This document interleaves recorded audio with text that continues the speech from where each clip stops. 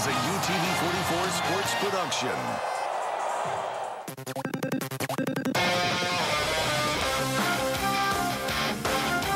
Friday Night Rivals. The UTV 44 high school football game of the week.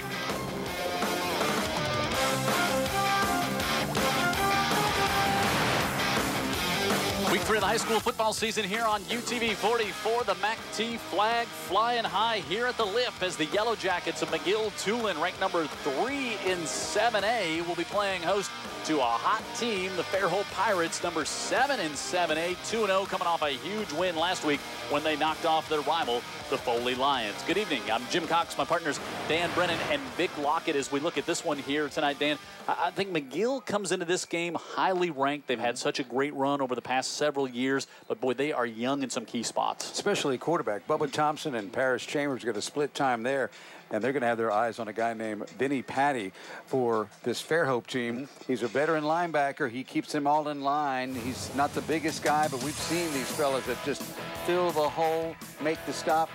He's one of those, so keep an eye on Vinny Patty tonight for Fairhope. Plays well on TV. Had some big games last year when we saw the Fairhope Pirates as well. Offensively, this Fairhope team, they are coming out averaging 39 points a game. Vic, they're loaded on that side of the ball. Yes, they are, and they're led by this guy. Well, I should say they're led by the quarterback, but complimenting their quarterback is David Kirksey. He was a pup. I saw him a couple years ago in a jamboree. But now he's a starting running back, and look at those rushing yards. 283 yards over the couple of games. Last week, 169 yards rushing. So I think he's going to factor in this game. He's got that good lean. His coach simply put, he's a talent. So look for that talent to come out tonight. They like to get him the ball. He's carried it 40 times there, as you saw in the first 2 weeks. It's a matchup in which Coach Adam Weingarten of Fairhope said, this is like the SEC of high school football down here in Region 1. And we're going to see two of the key teams in this region get after it here tonight. Kickoff comes up next. McGill and Fairhope here on UTV 44.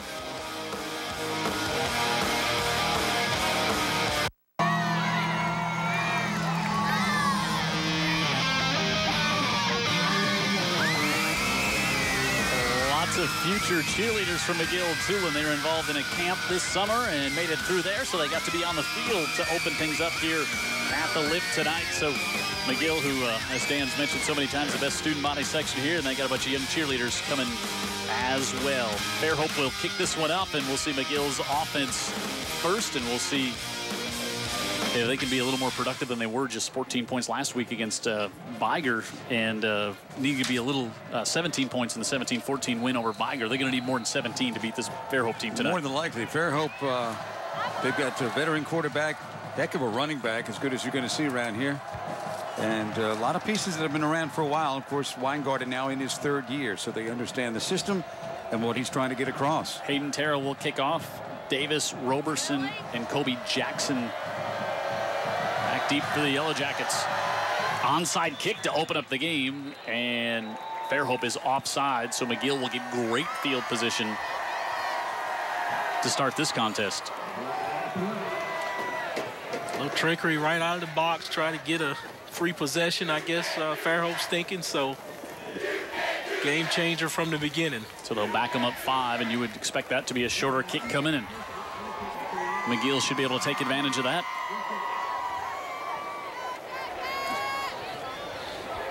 We've seen McGill excel in special teams in the past. That's one thing that Coach Caleb Ross, McGill's head coach, was talking about, how good Fairhope is in special teams. He says Adam Weingarten really makes you work hard preparing the week of this contest. I think Weingarten makes you prepare hard for just about everything they do. You know, they're very versatile, and they give you a lot of different looks, even offensively. You're going to watch a couple of very well-coached teams tonight. Absolutely. Caleb Ross, first year here, was the offensive coordinator last year. When Bart Sessions left, he assumed the head job. He won a state title as the offensive coordinator at Spanish Fort. Block somebody! Block somebody!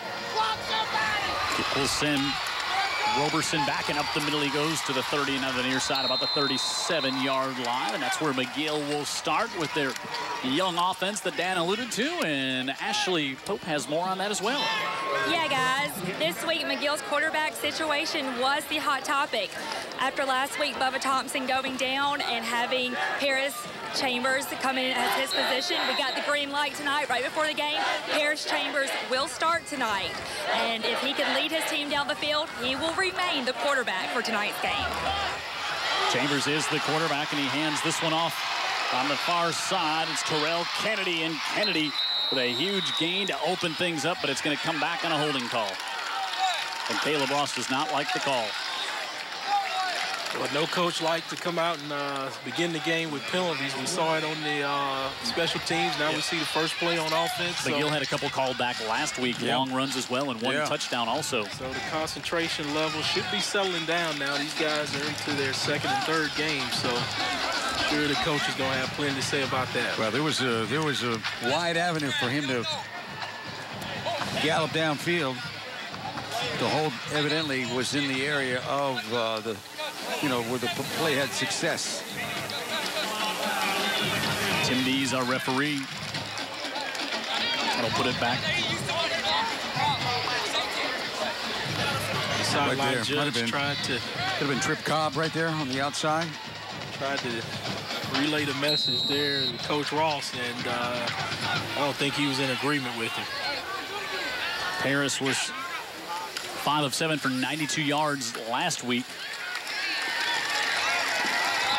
Not much on this one here as I got to about the 27-yard line. Chambers with the keeper, Novak, Coggin, Benefield, Long, and Gould up front from McGill-Toolen. Chambers starting at quarterback. Change right before the game, not at wideout. Kennedy we saw there. Spencer Ruggs going to see the ball get in his hands a lot. As Chambers tries to pull this one down, and he'll get up to the 30, and third and very long coming up here for the Yellow Jackets. Defensively, the Fairhope Pirates, J.C. Todd, the new defensive coordinator. We'll talk more about him tonight. Snyder, Tomaso, and Fuquay, who was our guest on the pregame show. Nash, Vinny Patty, who Dan talked about. Tanner Williams, Colin Anderson, Miller, Jones, Samuels, and Williams in the secondary. Chambers looking to come to Cobb on the near side, and it's overthrown. And McGill will be forced to go 3 and out to open things up. Well, to say the penalty hurt would be an understatement.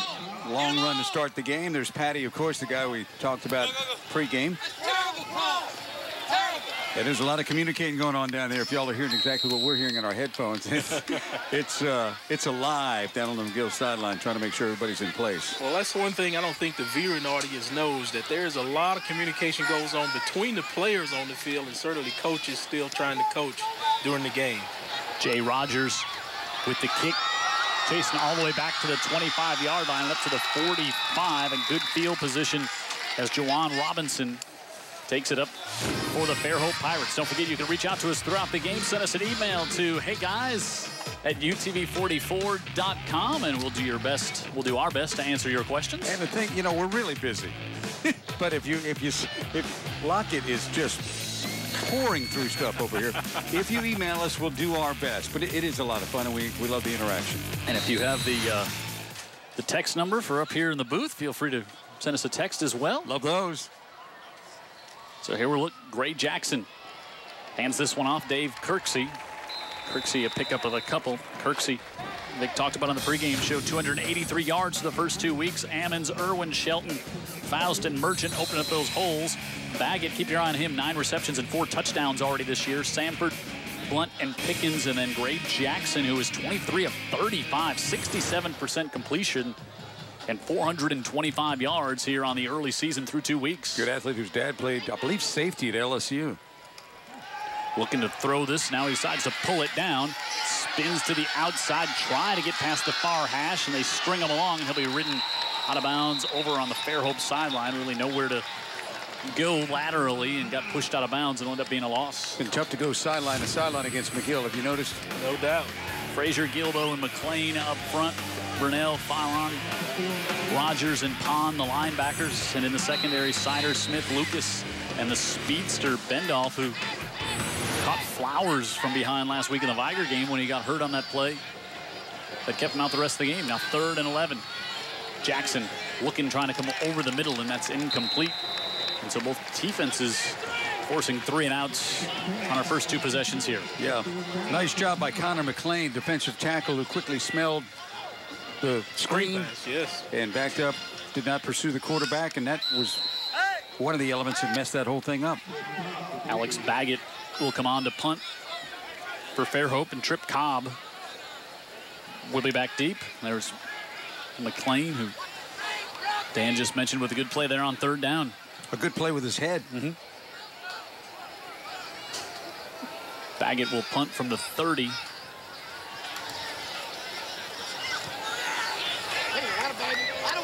High kick, and Trip Cobb will just stay away from that one as it bounces out of bounds around the 20. No Thursday night games last night, so a full schedule taking place around our area tonight. Foley and Bryant, Theodore and Baker, a couple of 2-0 teams matching up there. Spanish Fort, longest winning streak in the state at 26 in a row right now, takes on Fred Riley and the Davidson Warriors. Murphy and Mary G, Baldwin County Gulf Shores, Daphne and Blunt. Wow, that's a big one. Daphne can't go 0-2 to open up region play here in 7A. W.S. Neal, Clark County, and T.R. Miller and Bayside. Also St. Paul's and BC Rain, Escambia County, Viger, Faith, and UMS. And we see the rest of our games, Sweetwater and St. Luke's tonight as well.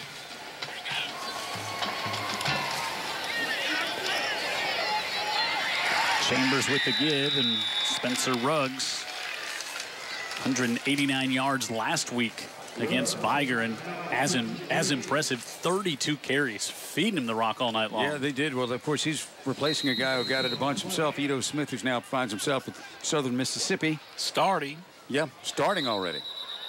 Flag against McGill prior to the snap. I think Alex Novak may have moved a little early.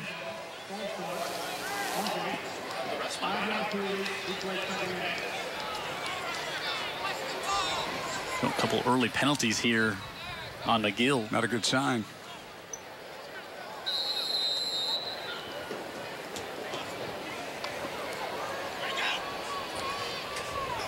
Little pump fake. Now looking to float wide open down the near side. It is caught, and if he could have held on in stride, he'd have a touchdown. That's DeAnthony Washington up to the 42-yard line. Yeah, nice little pump and fake there and send him on down the field. If Paris could have got it right on out there, he kind of a little bit behind him and on the inside a little further than he thought. Otherwise, like you say, if he could have caught it in stride, he'd be hitting his head on the goalpost. Yeah, he'd have walked in, no doubt. Washington's first catch of the season. Now looking to set up a screen. They come to Ruggs, and Ruggs at midfield and more for the Yellow Jackets inside the 30. Like what I see of Ruggs. Vic Lockett, what do you see? No doubt. He catches that one in, and Parrish does a good job getting him right down the numbers. A little simple pass there with the screen to get him settled down and comfortable, as you see right here. Good job by Chambers looking him off and coming back the other side on the screen. Chambers with the give this time. Malik Emmett, who was our guest on the pregame show. They do a great job up front with this McGill-Toolen offensive line. They just really execute so well, and you really notice it on a play like that with the screenplay, the one that was so successful before. You had guys pulling and getting out in space and making blocks. Well, you talked about it. Both these teams are going to be well coached. The jury's still out with me since there's a new regime that's coming in, but, you know, he was a part of the team last year. I gave a lot of credit to the head coach, but looks like they're continuing it. Ruggs trying to go on the left side. Gets stood up at the 25-yard line, and 3rd down coming here for the Jackets. I was stood up a lot in college, but not like that. Ruggs keeps pushing, though. That's one thing about this kid. He drives those legs. Saw him come in on some games last year that kind of got out of hand, filling in for, as you said, replacing Edo Smith. And he looked good. 3rd and 5 for McGill. Chambers, just a sophomore, 6'1", 175 pounds. Wow, they got to clean some stuff up here if that's McGill again, and I think it is. Had that problem last week as well.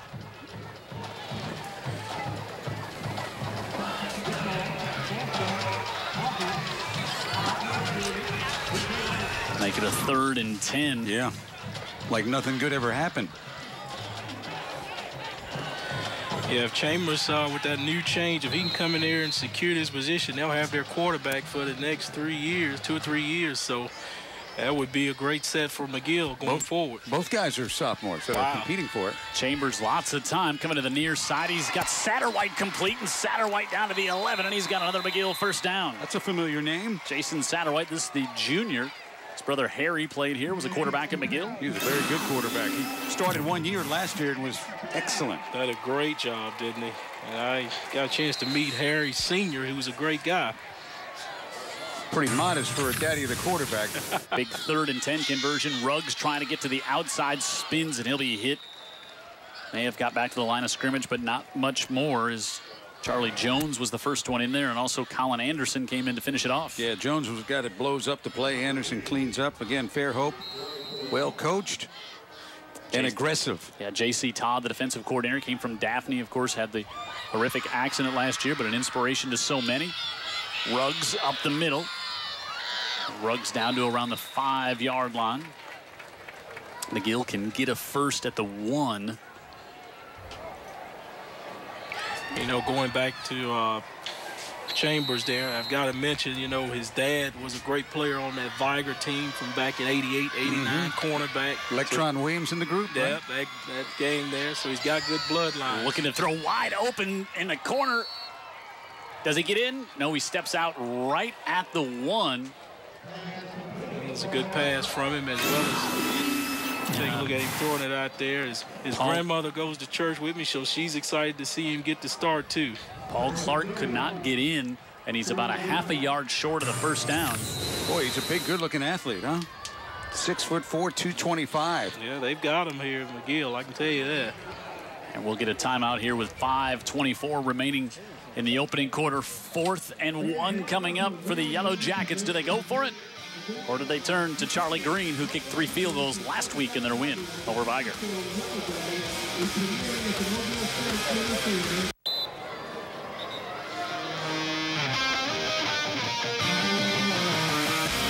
Fourth and 1 from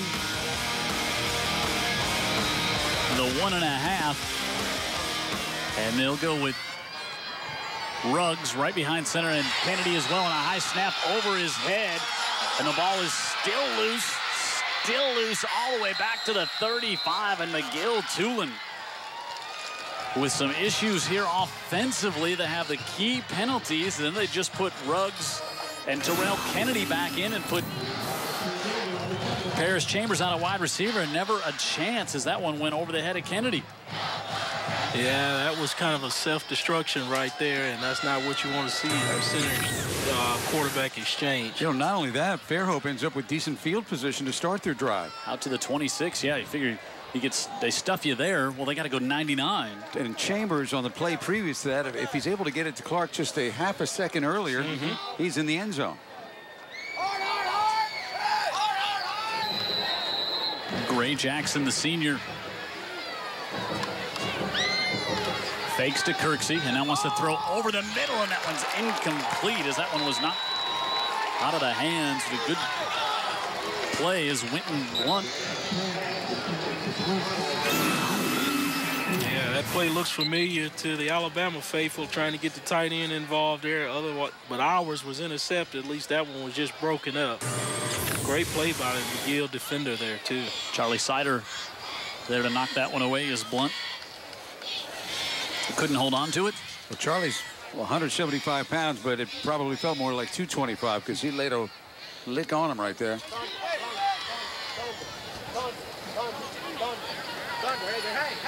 Hey, here, whatever we got. The official has gone home to mama's. All the way down to the... Oh, I think we've got an issue with our guys down there on the end. No, it's not our guys. It's the school's camera way down there in the end zone, and not sure what the... I'm sure they want to make sure player safety is okay, and none of the players are going to be affected by any of the ancillaries that are covering the game, including us. So we got to stay out of the way too, guys. Jim, you're not going to get in the way, are you, down there?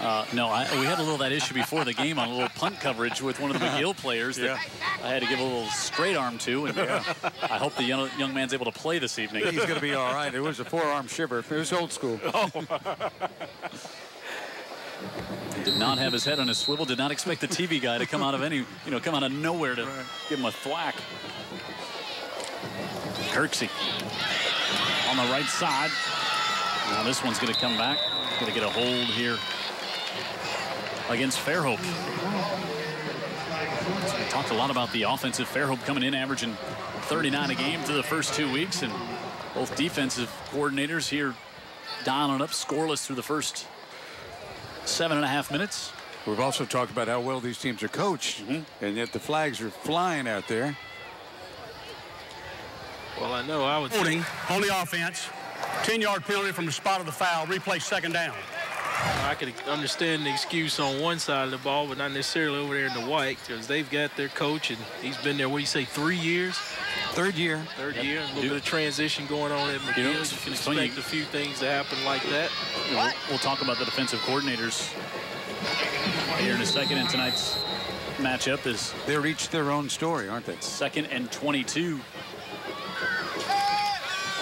Jackson looking over the middle of the field. Now rainbows one to the near side high, and it's overthrown. He's trying to go to Cody Gretkowski.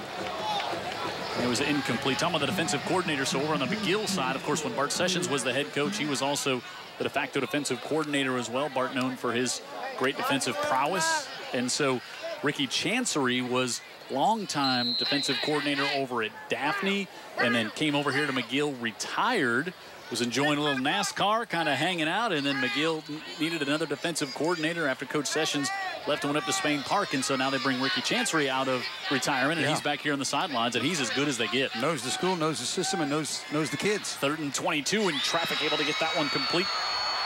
Winton Blunt up to the 35-yard line, and he's going to be just short of the first down. Yeah, they stripped the ball out there as they were standing him up there. I like the way Gray Jackson just stands tall in that pocket and delivers it right there.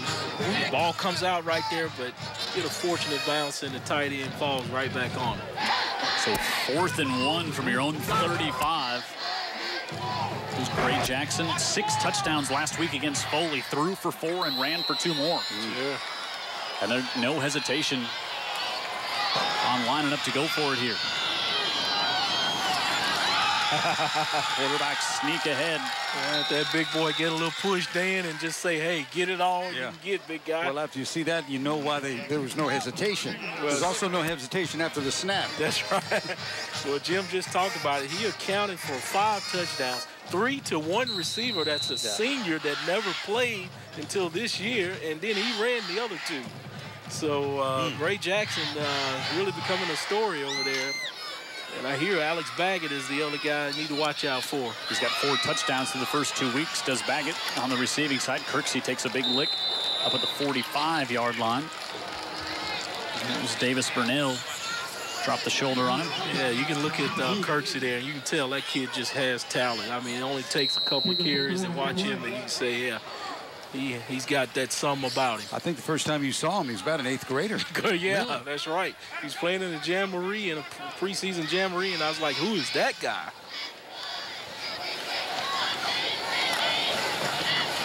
Kirksey trips. He's going to turn the corner, just lost his footing there at the 42 and fell forward back to the line of scrimmage.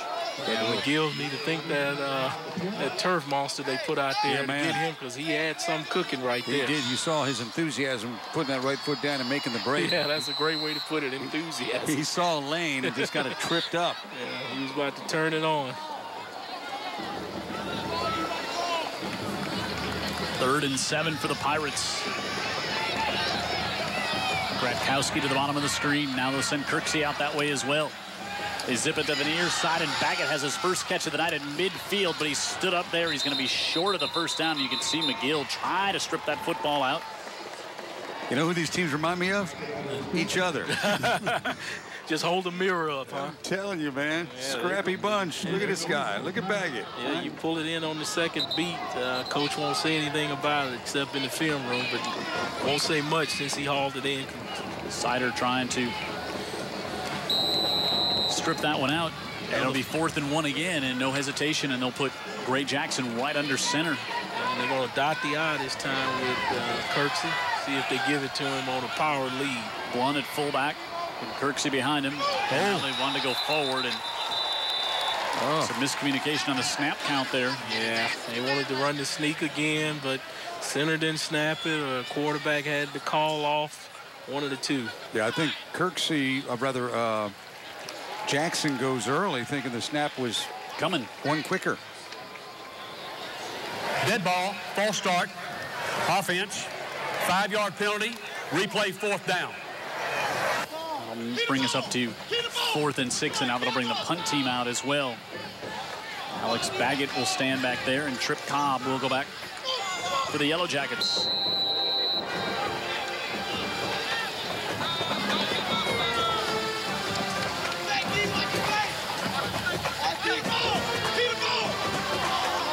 Baggett will stand at the 30. Cobb at his own 10.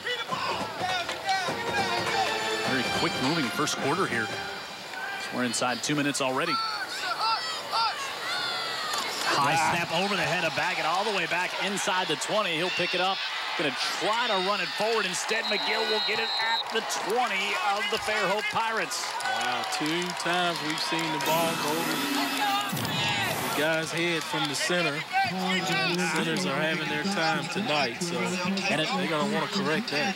And Baggett thought about trying to get the kick off and just had no chance. You know, it's better throw a pass. Last week, rainy night. Tonight, perfectly dry night, little breeze, and we're having trouble with the football. Now we'll see if McGill can take advantage. There's Caleb Ross. Been around some good teams and some good coaching staffs and some good head coaches. Yep, was up in Prattville. Was a head coach 1 year at Thompson, then came down here and coached the Spanish Fort Toros as their offensive coordinator, as Dan said, to their state championship under Mark Freeman, and then came here last year, and now he's the head coach again. Chambers with the handoff and getting wrapped up on the far side with nowhere to go for the Yellow Jackets. To Colin Anderson, great job by him, just smelling it out and going downhill, playing that linebacker position. There's Blake Arsenault with his first touch of the season. What a play by that young man there. And that was just the way the coaches want you to play that linebacker position. You find the football, you go tackle the football. Loss of 5. Chambers gives it off to Ruggs. Ruggs takes a big lick there at the 20. That was Daniel Miller. The safety came up and put a big hit on. There he is, just finding the football. He missed it that time, but he'll want to make up for it the next play. 3rd and 9. Sideline warning here against McGill. You see Spencer Ruggs. Inside a minute to go here in the opening quarter. Both teams have had chances. McGill had it down to the 1, couldn't convert. A high snap derailed that drive, and then Fairhope just had snap issues as well. That's where we're at. Scoreless through the first 11:08. Jim Cox, Dan Brennan, Vic Lockett, Ashley Pope down on the sidelines here at our UTV 44 Game of the Week.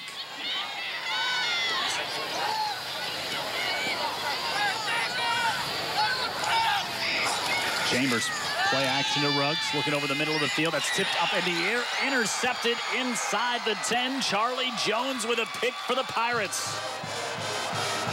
Yeah, when those tip balls are in the air, you know, you've heard it 1,000 times, tip drill. These defensive backs and linebackers love it because, you know, when it's tipped, the velocity of the ball is taken off and it's just floating in the air, and you just make a great play like that. That is an awesome job by that defensive back right there. Went off the hands of Trip Cobb. Off the right hand, Cobb. I don't know if he jumped a little early or the ball was just a little high or both.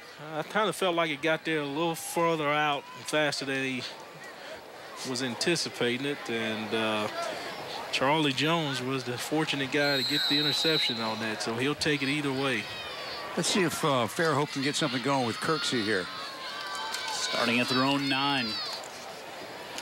They'll give it to him up the right side, and he's going to have a first down across the 20 and more, now across the 30 to the 33-yard line. Well, just the way Coach Dan called it, they give it to this man and let him start working on him. Makes that cut right there and then tries to make some folks miss, and he does it. I'm dragging on his coattail there and Picks up some good yardage, huh? Look like Neon Dion coming back after an interception. You were looking for the football in the air? A little high step there to buy himself a little time. Moves it up to the 34-yard line. Gain of 25 for Kirksey. This will be the last play, barring a penalty of the quarter. Jackson will jump pass into double coverage. And nothing was there. He was covered very well. That was the play call. He just stuck with it as a quarterback and let it go. And that'll bring the quarter to a close. Scoreless between the Yellow Jackets, ranked number 3 in 7A, and Fairhope, ranked number 7. It's a 7A Region 1 matchup tonight here on UTV 44.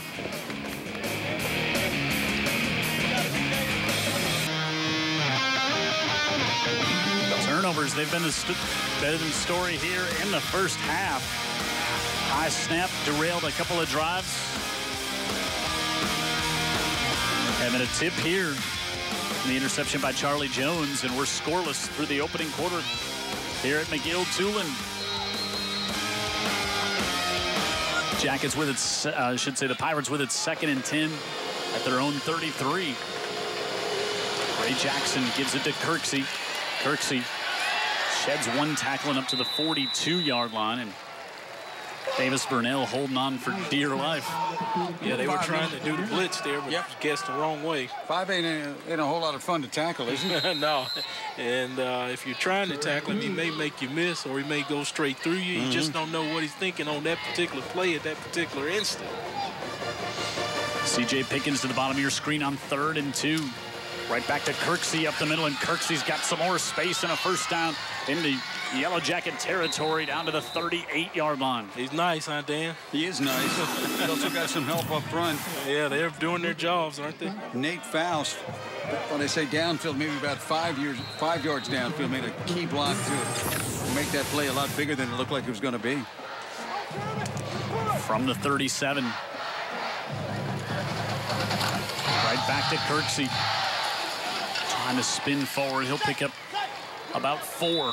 They were trying to loosen McGill up early in the game, you know, trying to throw it downtown and downfield and trying to keep McGill's linebackers and secondaries off the line of scrimmage. That, you know, moderate success with that, and now they're just turning to the horse and saying, "Gallop." Yeah, gallop. Get us downfield.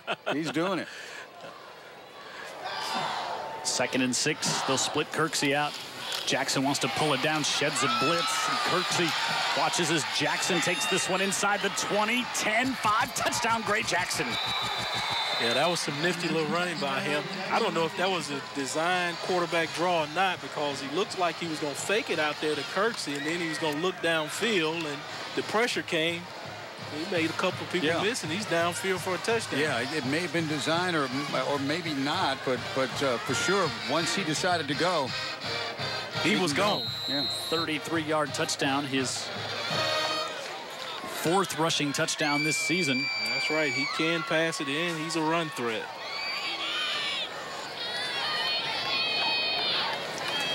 PAT attempt coming here. Terrell with a kick, and he's got it. And our first score of the night has the Pirates on top 7-0 behind their senior quarterback in a 33-yard scamper here for the score.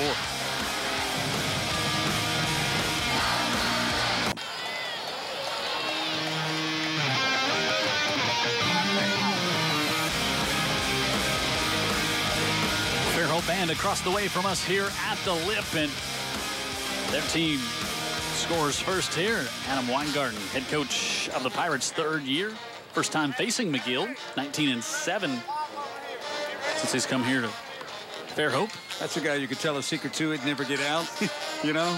He looks like he's about the business. He is about the business. And a real fit-looking guy. We really enjoyed him on the pregame show. Not from the Gulf Coast. You know, so many of these coaches are from down here. Kind of a fraternity. High bouncing kick, another onside attempt, and that one goes out of bounds. Twice they've tried it correct. Well, that's what Coach Caleb Ross was talking about in the pregame, Dan. He's talking about how great they are on special teams. Yeah. Look at that scoring drive. 7 plays, 91 yards, exactly 2 minutes Gray Jackson with a touchdown run. Now we'll see McGill's offense come back out here. McGill's offense, they've been their own worst enemies with the penalties, the bad snaps, and they kind of battled that last week against Viger as well. If you're just joining us, they beat Viger 17-14 to open the season, but they trailed in the second half, but they got 3 field goals by the sophomore, Charlie Green, that gave them the victory. Could it be a bit of the transition, guys?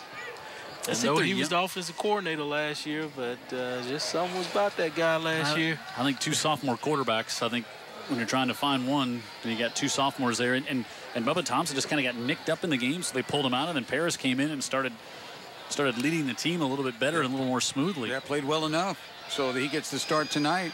And they've done some pretty good things offensively. They just hurt themselves with penalties. Uncharacteristic, though, of these teams. Fake the Ruggs, pressure coming. Chambers rolls out to his right, fires it back across his body, and he's able to get that one complete up to the 45-yard line of the Pirates. I'll tell you what Chambers did good there. He just froze the blitzer. And as a defender, if you take a look at it, when you stop your feet, the offensive guy is going to win. Yeah, he neutralized him. Correct. That's a good way to put it. He neutralized him right there and continued on with the play, kept his head downfield, got the pass off. Terrell Kennedy with the reception, his first of the season. Now Chambers looking to throw again, fires this one up, and he's able to get it to Satterwhite at the 24-yard line. Well, he was fortunate there to get enough on it because he was not in any good technique right there to make that pass. Athletically, a good adjustment to the ball by Satterwhite. Correct. So that was 2 teammates there working together, getting the best out of their abilities. You can see McGill gets a little rhythm going, and they want to get back up to the line of scrimmage and snap it as quickly as possible. Chambers flips it out the far side. Again, it's Kennedy. Kennedy looking for a blocker on the bubble screen, runs into his own blocker. And he'll be pushed backwards at the end of that one. All the action coming to the left, and it was really a one-on-one. He needed that one block. Sure, and he just seemed to not give the blocker one way or the other. He just ran into the tackler there. Fairhope not completely surprised by that. They did a good job of reading their keys on defense and not going with the flow blindly. Also 1 for the Yellow Jackets on this one.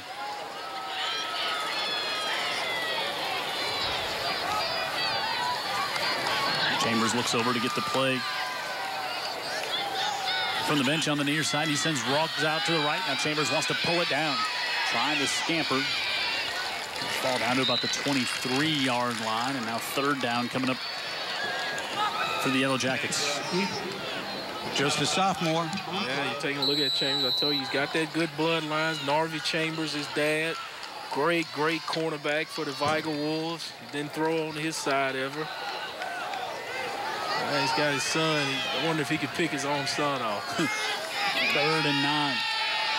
Drifting back. Now he's going to scramble all the way back down his own 40. Pulls it down. He's going to be hit. And he gets back to about the line of scrimmage. That's about it. Joshua Nash was back there one-on-one against the speedy quarterback, and that's just not fair. Now, once Chambers gets turned around here, he's got a full head of speed going, and he's thinking, I'm just going to take my chances and run it. Yeah, he's looking downfield, but nobody was there apparently. He said, yeah, let me just tuck it away and don't cause a turnover. Patty makes the tackle again. Yep. You know, one of those Fairhope linebackers that we've seen those over the years, haven't we? Square you up and get you down. So he gets just back to the line of scrimmage and makes it 4th and 9. I'll say a couple hellos here. We've got Elizabeth Aaron. She's watching the game online up in Tuscaloosa, and also Bennett Long. Not just my favorite attorney, but also my attorney. You think I can't keep? You think I can't keep somebody like that a little busy? Is this an endorsement deal? No, I'm just saying he's watching Jim Cox. watching the game. He's watching the game on TV here tonight. And not chasing an ambulance? No. Okay. The workday is over. The Mobile and Baldwin County Sheriff's Department are proud to bring you tonight's high school football game along with the Drug Education Council. They had their booth set up out here in the parking lot and telling about all the dangers of spice and how bad that is, not just here, but all throughout the country, especially to our high school age kids, such a problem. And so they're trying to get the awareness out about that. So thank you to them for being a big part of the contest tonight. If you're just joining us, the workday is over, but the free plug night has just begun. So buckle in. And I got to plug Virginia guy and Vandalyn Pierre over at Drug Education Council. They do a great job over there. So 4th and 9 from the 23. 3 wide receivers to the bottom of the screen for the Jackets.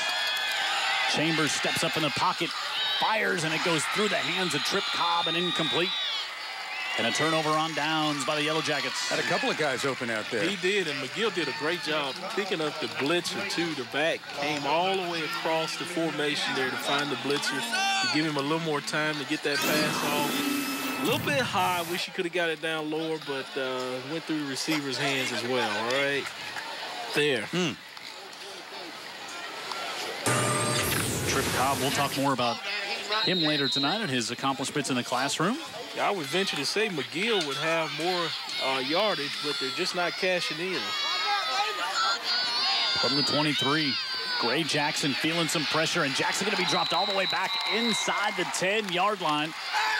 First one in there to get him was Connor McLean. That's the second time he's been called out here tonight for a great play. Yeah, McLean. And sometimes you got these quarterbacks that are, pretty athletic and big and strong, and they really don't run away from the blitz that quickly. They're thinking, I can work on it. I can figure this out. I can Ben Roethlisberger and shake it off. Exactly. Shake them off, man. That time 2-on-1, the odds were against him, and Jackson goes down. 2nd and 23 after the 13-yard loss. I'm surprised at the defensive prowess we're seeing here tonight from these two teams. Jackson scrambling out to the right, nowhere to go. Now he decides to flip this one. Kirksey can't hold on. That was close to being a lateral that Kirksey smartly got on that. Yep. See the night Kirksey's having so far tonight was 61 yards, and now 3rd and 23 in a dangerous situation coming up. That's after kind of a slow start, too. It was just the last series where they cranked him up and had the big run. Yeah. Big 25-yard run to start that last drive. Got him off the goal line. Yeah, I think that last play was a design quarterback draw all the way that just kind of wasn't there. Disrupted by, give credit to McGill defense there.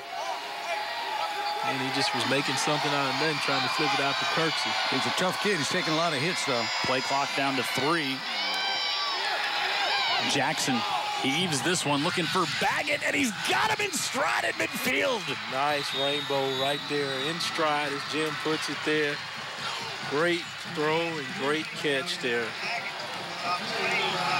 The offensive line gave him time to find the receiver and get it off. No heat whatsoever right here, and he just slings it on up there. Great throw. You can see he likes to throw the deep ball, too, but he did it well on that one. Yeah, most quarterbacks do. That gets the highlights, and that makes Jim Cox say their name louder. 42 yards through the air. Jackson gives it off to Kirksey on the left side, and another big gain coming up here as he's got another first down to the 32. Yeah, the train has left the station right there. Who's going to get in front of him? Yeah, I'm telling you, hey, when he recognizes it right here, he just turns on the gas right here and say, hey, I'm going. You see they're biting at his ankle to tackle him there, huh, Dan? Right. They're trying to minimize the damage, but they got to get him to the ground. So credit McGill for getting him down, but that's a guy that's got to be intimidating as he's coming at you. Oh, no doubt about it. Big Dave Kirksey stacking up the mileage tonight. 3rd and 23 from your own 13 and convert. That's a big one to give up if you're McGill-Toolen. Against the odds. And they kind of let him off the hook. He converted a 3rd and 22 when he got the first down on his own. Yep. Kirksey inside the 30. Well, that particular play, he got 21, made it a 4th and 1. They went for it and got 5 yards. So he's not afraid of down and distance. You can see where Kirksey could start to wear you down throughout the evening as well. Yeah. And you know, he reminds me of Big Lars Tate back in the day with Georgia. .ai. We'll get a heat timeout here as we're halfway through the second quarter. 5:54 remaining in the first half. 7-0 Fairhope, and they're driving again. They're down at McGill-Toolen 28.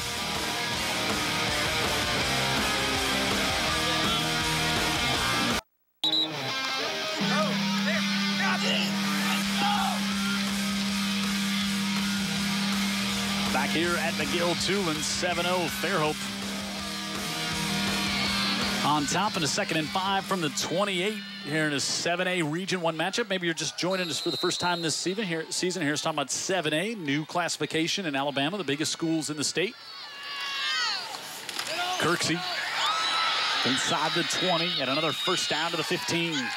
You know, Kirksey's doing some nifty running, but let me tell you, these guys up front, Sanford, Ammons, Irwin, Shelton, Foss, Merchant, they're giving him some space to work with. Looks like 3 or 4 orange bowling pins at the end of that play. Yep. I mean, they get him down, but he's applying some damage. Picked up like the 4-7-9-10 split on that one. He did. Jackson into the end zone, a handful of jersey, and that's going to draw a flag. Much he was trying to get to of the McGill fans. Chris Sanford's actually maybe not a bad penalty because he had the inside edge on him there. Trey Bendoff.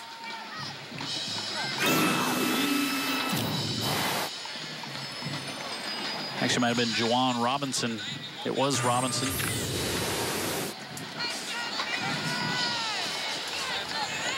Another penalty against the Yellow Jackets, and that'll bring up Pass interference on the defense. The penalty's half the distance. Replay first down. Move the ball down to the 8-yard line here. 14-3. Pirates looking pretty good right now. They really are. First road game of the year for Fairhope, both their wins. Robertsdale and Foley coming over in the home of the Cannon. Jackson sidesteps it to the inside, now darts it outside the hash in for a Pirate touchdown and delivers a blow at the end as well. As an explanation point, huh?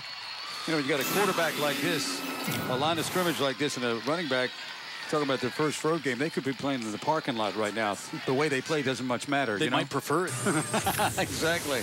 Well, I tell you what, this Fairhope front is giving these backs some space to work with, too. These guys are really getting some push on the front. Hayden Terrell will come on to try to make it 14. I love this shot here. Just love the big scoreboard and looking here at the end zone at the lip. And Terrell does make it 14-0. Pirates on top of McGill. Gray Jackson having a big night, leading the Pirate offense here as he put his team up by 2 scores with this touchdown run of 8 yards and a little at the end.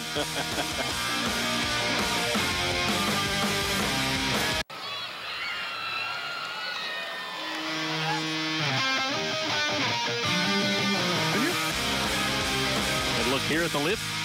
Fairhope on top 14-0. Impressed by the Pirates. You were just talking about that a few seconds ago. Impressed by them so far. And I think they're going to be one of the teams down here in 7A to be reckoned with, no doubt about it. Yeah, they hurt themselves with some penalties and some, bad snaps early.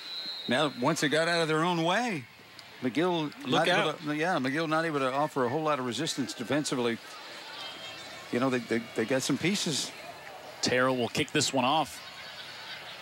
They give you the body language. They give you the idea they're a team that knows they're going to win, or they certainly think so. They got a little swagger about them. They'll send this one deep. Roberson across the 20, out to the 30-yard line. McGill connects on some passes they maybe could have or should have. It'd be a different game. Or don't snap it over the head on 4th and 1 from the 1. Right. 9 plays, 76 yards. 2:44 on the drive for the Pirates. Dan, you know who else has some confidence and a little bit of swagger? Coach Weingart.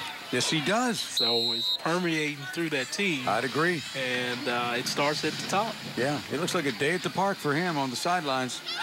Pregame as well. Chambers 7-10. Buccos 6 to open this one up for McGill. So you look at those numbers, you think McGill's probably at least on the board. Get on the right side and a gain of just a couple as we're inside 5 minutes to go here in the first half. Not the completions as much as the misses that have, that's where the story's been with Chambers, because some of those misses have been potential touchdowns or setting them up for a touchdown. Yeah, or the tip ball down here in the red zone. Just a gain of 1. Malik Emmett is going to be hit and dropped for a loss of 2. Yeah, no movement up front there. They got some big guys there up front for Tanner Williams. Yeah, Tanner Williams coming in to make the stop there.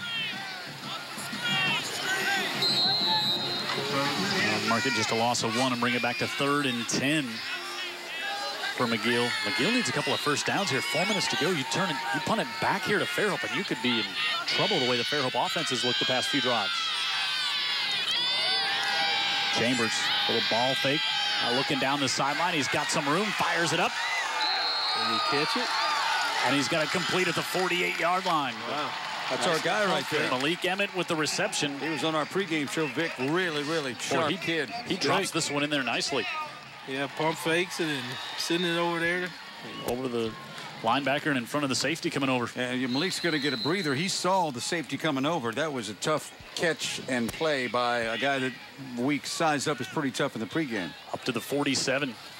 Now over the middle, they're looking for the tight end. Instead, it's picked off on the play by Daniel Miller. Miller still on his feet inside the 40. Crosses field. There's a flag. And there's going to be another flag for a face mask at the end of that one. The helmet got yanked off. Boy, Paul Clark, the tight end, wasn't even expecting the pass. Yeah, Miller, his helmet was ripped off on that one. He didn't take it off celebrating. He got it yanked off, and he was just excited at the end of that play. Watch Clark not even expecting the pass here. Yeah, he didn't get his head around, didn't know it was coming, and Chambers looked like he was just putting it to a spot. All right, we're going to get a block, make the tackle. A block in the back there. Now watch right here. There's the helmet being ripped off. Yeah, one of the offensive linemen. These guys aren't used to tackling, so here's Coggin. You can expect that. Wow, costly turnover again for McGill. They turned it over 3 times in the first half last week against Viger. Yeah, here you go again. Yeah, we're at 2 right now, correct? They had their own schedule for the negative, and certainly not what Coach Ross is looking for. You expect to get a little bit better. He's made the decision to go with a different quarterback, and he expects them to capitalize on that. There's the face mask call and the block in the back. Here's McGill's offense tonight. Punt, fumble, interception. 4th and 1, they don't convert, and another interception.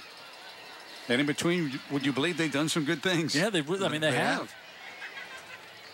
Now with 3:38 left. Adam Weingarten's team is finishing the drives. Adam Weingarten, we've talked about him a lot here tonight. Now Ashley's going to talk about him as well. Ashley. Yeah, Coach Weingarten has compared this 7A Region 1 to the SEC of Alabama. It's dominating, and it's a tough region to be a part of. And he believes that pretty much whatever team can have the fewest number of penalties, the fewest number of injuries, will be the one on top at the end of the game. He's also enjoyed being able to play more Mobile teams this year. And also with playing more teams local, there's a larger fan base, and you can see the fan base tonight is much larger here in Mobile. Well, I think you got that region finally squared away where you don't have to go to Dothan, you don't have to go to Enterprise anymore. That was kind of a... That was funky. Yeah. Well, you know, and again, the rates on those flights to Enterprise, they're not going down. Yeah, flying Mo was costing a little bit more. I just think that that region was a little bit out of whack, and it happens sometimes, but... and how about for those teams, Dothan and Enterprise themselves? That was no picnic, huh? Oh, coming over here, Foley, Fairhope, and Daphne. Right. Don't have to do that anymore. Now Daphne, of course, not in 7A, Daphne in 6A, so you do kind of lose some of those rivalries you've seen over the years. They didn't make the jump. Nope. So now they are no longer one of the smaller schools in the biggest classification. So back at the 44 after the penalties, and Fairhope with a chance here to really blow this thing open. And Kirksey has a first down. And think about this as well as Kirksey to the 32. You got 3.5 to go. And then Fairhope also going to get the ball to open up the second half. Well, you're talking about blowing open. I've just got to talk about Chris Amos, Michael Irwin, Charlie Shelton, Nate Foss. I mean, these guys are giving him some room to work. And Hayden Merchant, big 71. I mean, he's just got space, man. He does. And he's taking advantage of it. He doesn't need much. Kirksey lost his helmet on that. Daniel Miller, who just had the interception. Yeah, we saw what kind of an athlete he is. How he can run. Now he comes in to spell Kirksey. And he'll get it. And he'll be stopped down around the 27-yard line. And inside 3 minutes to go, time for our trivia question here this evening. So, all right, so this week marks the first time that this has happened since 2011. What is this? This week marks the first time. A lot of prepositions in there. Nicely played, Jim. Vic, the English major. Yeah, right. Ask the viewing audience. They barely know what I'm saying. Now, does this relate to high school football? Oh, yes, of course. It's a high school football question. Or a little bit of this and that. Yeah. It's a high school, and it's a Alabama high school, football. Full moons, triple rainbows. I don't know where you're going. Zipped over the middle, incomplete as they tried to come to bag it. Now a late flag comes in, and that will not make the McGill coaches happy. And Vic Lockett shaking his head in disagreement. Yeah, I thought that pass was totally uncatchable, and I thought he got there after the ball had passed. So let's see in the replay. Vernell with the pressure there on Gray Jackson. It could be on. No, it's not. Just what we thought. And, I pull for the defense, and I try to call it clean, but I just don't think that one was warranted.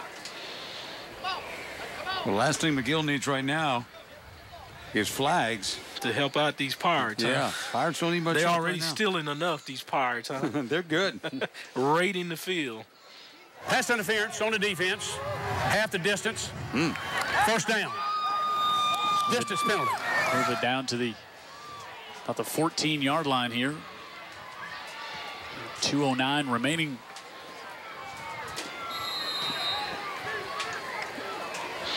And now they'll bring Kirksey back in behind Jackson. Jackson, thick quarterback, to get a look at him there.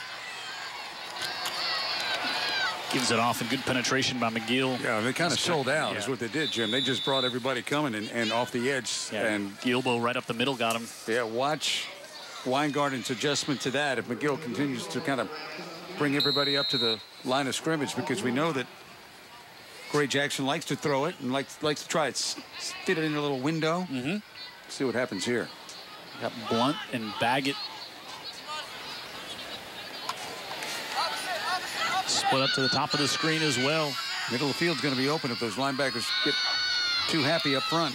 They give it off. Kirksey trying to get to the outside, and does. He's inside the 10 and drops the shoulder, and a late flag back at the 17 where you would guess a holding call. Yeah, Tyrell Gilbo, they had good position on that play defensively there, but Kirksey just finds a way to slip on around. Right there, he's like he would get him there, Gilbo, but he did not. It is going to be a hold. Kirksey turned the on the offense, 10-yard penalty from the spot of the foul. Replay second down.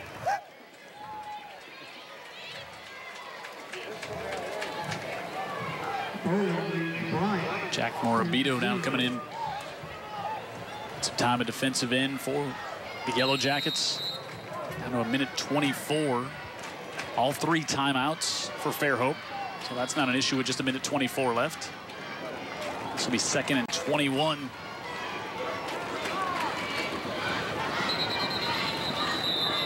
A whistle, and they're going to take one of those timeouts here.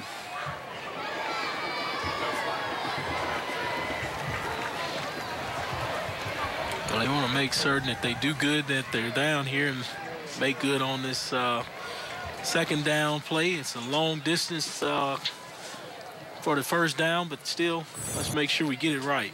Take a look at what's going on here in 7A Region 1. You see Baker, Fairhope, and Theodore all 2-0. And throw McGill in there, all 1-0 in the region as well. And McGill 1-0 overall and have not picked up a region win yet. You got the Davidson Warriors with a win, beat Mary G last week. And they got Foley, Mary G, Murphy, and Alpha Bryant all 0-1. Look at that, just powerhouse of a region. And there's 9 teams in the region as well. Yeah, I mean, the fact that Fairhope obviously looks very good, right? McGill's going to be McGill. They've got some growing pains, some youth in key spots.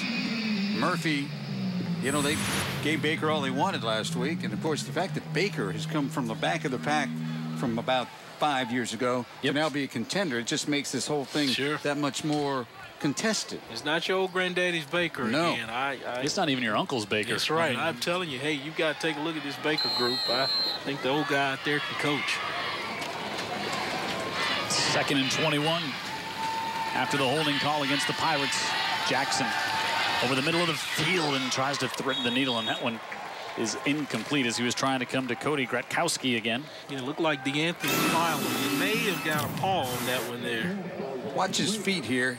you know, that's a little Matt Stafford-like, depending on the arm and having so much faith in that arm and not really stepping into the ball. Yeah, your technique getting off a little bit. Right. Calls it, but I'm going to give credit to D'Anthony File on there. He played that inside backer position well, read his eyes, and got his hand on it and tipped that one. 3rd and 21.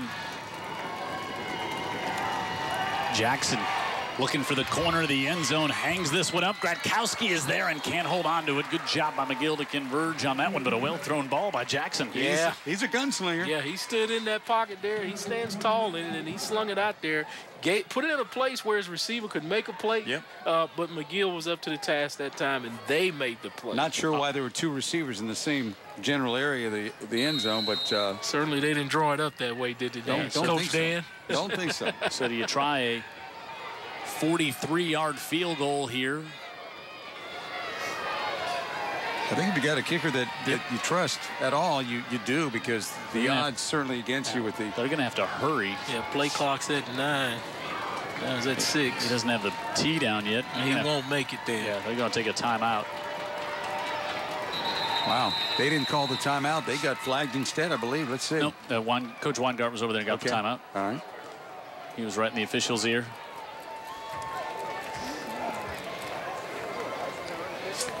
Tell you about some more folks bringing us high school football here on UTV 44. Our friends over at Mullinex Ford. See Willie Gaston over there. He'll sell you a car. All right, and we'll also tell you about our friends at Millsaps and Associates, Insurance, and Wigman's Ace Hardware down on DIP. I don't go much to the hardware section, but the boat lift section, I know where that's at. I'm just glad to know you're over there, Dan. I mean, Jim. He's a man that... He'll find the fishing spots, huh? That's it. You know what they have, too? They have those, call them a beach butler. It's like a... yeah, the lift thing? Yeah, it's like an elevator for cargo and stuff, and you push a button, and it hauls the stuff from the ground floor up to the... I have no use for it out in Pritchard, but I know what you're talking about. All right, Big Locker with the line of the night so far, if you keep him score. I don't know. There's a certain attorney in town who thinks you have the line of the night, Dan Brennan. I'll just... be a tie right now. So here we go. We'll try a 42-yard attempt. Terrell on for the kick out of the hold of Sam Richardson. McGill crowd trying to distract him. Just inside the near hash. And the kick is up. And it's no good. Falls just short and a little to the far upright. That's a big stop for the McGill defense. But again, it's a penalty. That holding call is what turned that drive around. Also, he didn't miss it by a whole lot. And it kind of hung in the air just a little bit there at the end. Yeah, for a second, I thought it was going to make it. Well, just a hair off, like you said. And now we do know that if it comes down to something like that, both teams have got somebody that you've got to concern yourself with, right? So now we'll see if McGill can get something here with 1:03 left. Ruggs slowed up. Coming along, and now another flag as he's dropped at the 19-yard line as Tanner Williams and Charlie Jones in on the stop. They came out of the gate running it pretty well, but they have not since the first, maybe the second drive. I think they're going to get him for a little hole here. J.C. Todd talked about the defensive coordinator over there at Fairhope. I know it was he was excited to get a coordinator position to go down to Fairhope, but such a Daphne guy. But when he was able to get that defensive coordinator job down there, took the job, and everybody's been singing his praises. And of course, went through that horrible car accident last year, but the remarkable recovery he's gone through. Well, we saw him in the wheelchair, the motorized wheelchair to midfield. But what excited us so much is he hopped out of it then and walked over and talked to us. By use of a cane or by the use of there he is. aid right there. So the wheelchair is really to get to from the locker room here. Yeah. Yes. Well, he's a blessing right there in front of you. I'll tell you. Inspiration. He knows it. Dan talked about him with him on the field, and just a fine man and really affecting young men's lives on more than the football field. Well, the players love him. They loved him at Daphne, and they love him down here. So not second down and 15 coming here, and I think McGill kind of slowing things down. They're going to be happy. Maybe head into the room as they'll give it off to Ruggs, trying to get outside on the right side. He gets tripped up at the 26-yard line as Desmond Samuels makes the stop. So McGill, third down, see if they can get a play off here with 5 seconds. They're going to have to hurry, and they do not. And that will bring the first half to a close. Impressive performance by the Fairhope Pirates on the road here, looking to go 3-0 to open the season. Have the lead 14-0. They will get the football to start the second half as well, as we wait for Ashley to catch up with Coach Weingarten. And she's down there with the coach right now. Ashley. Let's go down to Ashley. Ashley. I'm with the Coach Weingartner right now. Coach Weingartner, yes, you're ahead 14-0 right now, but what are you going to say about those turnovers? Talking about ours or theirs? Theirs. You know, that we were blessed to get some plays. You know, that McGill was moving the football really well, and we were just lucky to be able to get off the field. And they had a few miscues, and we had some too down here that we really should have kind of extended the lead a little bit at halftime, before halftime. Number 5, Dave Kirksey, has had a lot of successful plays for you. Do you kind of lean on him? How is he doing right now physically throughout the rest of the game? All day he's fine. He's had a good first half. You know, really, I mean, if that's what they give us, then that's what we do. So his number's been called, and he's answered the bell. Hey, great. Good luck at halftime. Yes, ma'am. Thank you. Thank you. Well, take care, guys.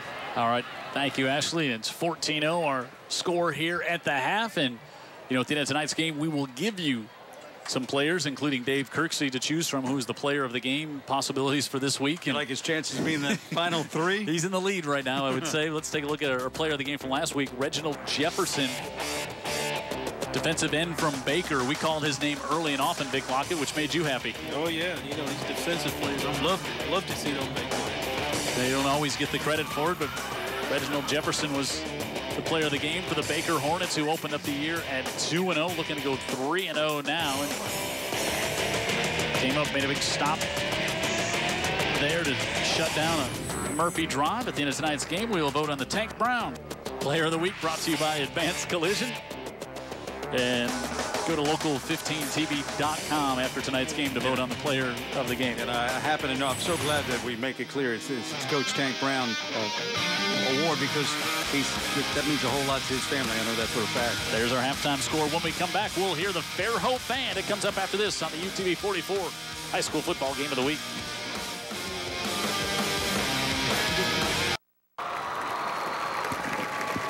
Pirates on top, 14-0 here in this 7A Region 1 matchup on the UTV 44 High School Football Game of the Week. And let's go down to the field right now and enjoy the Fairhope Marching Band.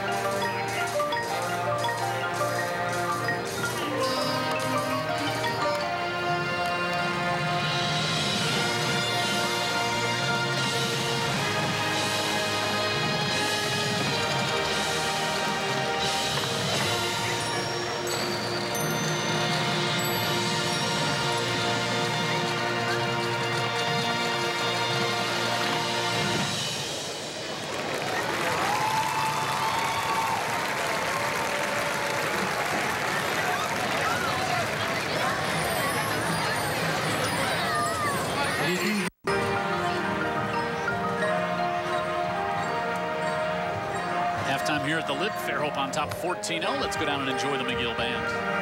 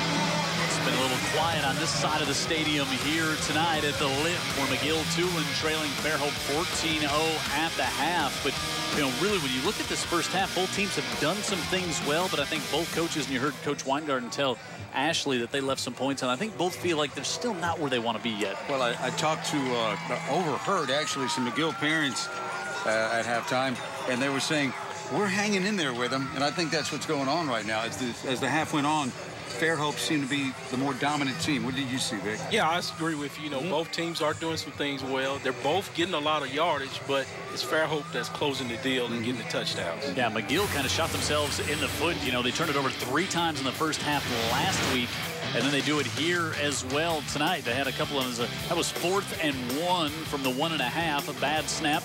And then this one gets tipped trying to go to Trip Cobb, and the interception there. And then Gray Jackson's had a big first half, 33-yard touchdown scamper here to get the Pirates on the board. And then he did it again, this time from just 8 yards out.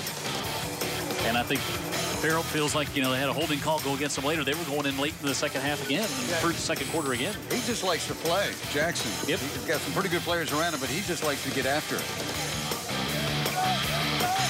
Look at McGill-Toolen with just 14 rushing yards in the first half. A couple of sacks have helped on that total a little bit, but 3 turnovers there. And you see the scoring where we're at right now is scoreless through the first quarter as we get ready to kick things off here to open up the second half. Gray Jackson and his teammates will get the ball to open things up. Charles Green, we talked about the sophomore here having the big game last week against Viger. Bounces this one at the 20. Grabbed by Baggett, and he's out to about the 31-yard line. And let's go back to the sideline to Ashley Pope. Ashley. I caught up with Coach Ross coming out of the locker room back on the field, and he said that there were 3 plays that stuck out in his mind that just did not go his way in the first half. If it would have been reversed, he would have been a much happier person. Then he said in the second quarter, they just wore them down. So he said new ball game, and so we're going to start over in the third quarter. Oh, Fairhope with it at the 30-yard line. Kirksey back there with him. He had a big first half.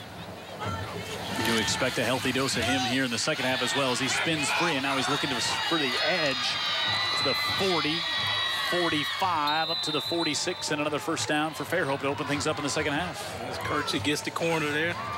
But I want to give kudos to Ashley there. She made us some brownies, and I'm going to be enjoying these the second half here as well, along with the football game. I told her I wasn't going to tell you skinny guys it was here. Like you weren't going to sniff them out, Vic. I mean, she didn't have to tell you. I mean, you found them before we did.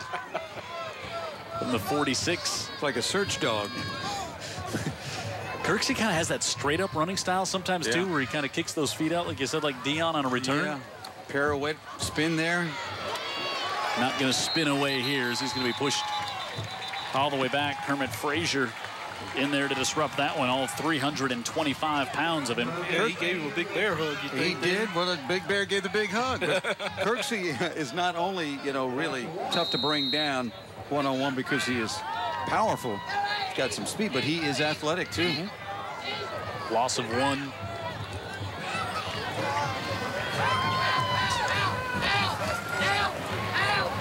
Three receivers up top.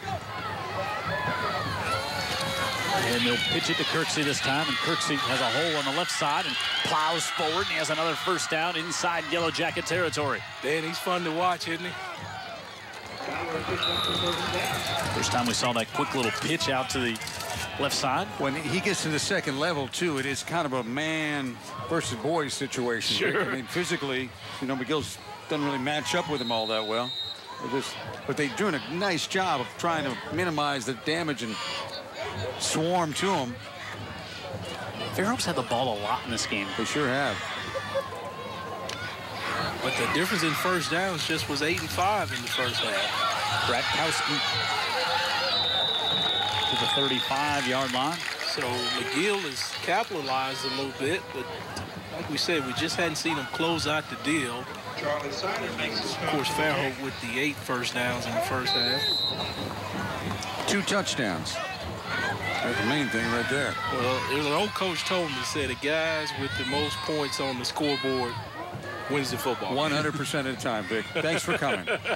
That's why he's the analyst. Jackson reverses field. He does a little stutter step, and then 2 flags come. That hold will bring this one back. Yeah. Take away that first down. Jackson inspired by Kirksey with the leg drag a little bit.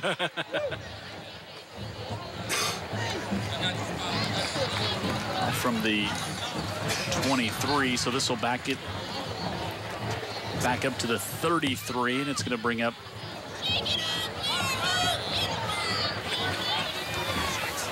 second and about 2 here.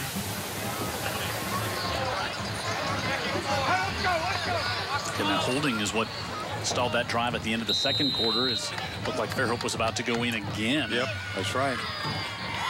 But how many times have we seen games like this over the years where McGill-Toolen, not as much in the past few years because they've been so dominant, but they would hang around, and then all of a sudden, fourth quarter, they get a chance and usually win the ball game. Yeah, and they've got some guys offensively that can make a play. Pitch again to Kirksey on the left side.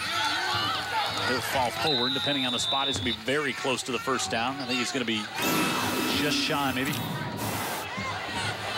Yeah, he just kind of influenced him just a little bit to get him to hang with him, the quarterback. Then he flips it out there to Kirksey and says, get the first down, big boy. Just lay forward for me. Jay Rogers with the stop, and he's about a half a yard short. Not quite there. Get ready! Jay Rogers puts me in the mind of some barbecue, but it doesn't take much to get me in the mind of food, does it, Dan? Yeah, man. Now they go, we've seen the quarterback sneak, and they go Jackson, and he'll do it again to the 30-yard line, and a first down for the Pirates. No confusion there on this center quarterback exchange. Everything was in sync there. Kick the sticks, get a first down.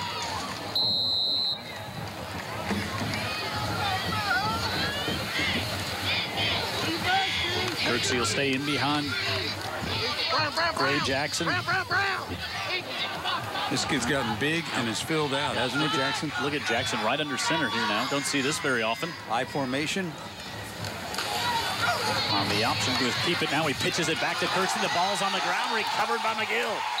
Yeah, Kirksey took his eyes off the quarterback, started looking downfield. Wasn't expecting the pitch when he started getting tackled there. Eric Pond turned into disaster. Eric Pond falls on this one. Yeah, watch his head downfield, not looking at ball in. It went right through his hands and off his left foot. We've seen some good Ponds play linebacker at McGill. We've seen him play at Spanish Fort. There's another one. His probably brother was on our pregame show a few years ago. Yep. He was a big leader of Bart Sessions' first team here at McGill. See if this can...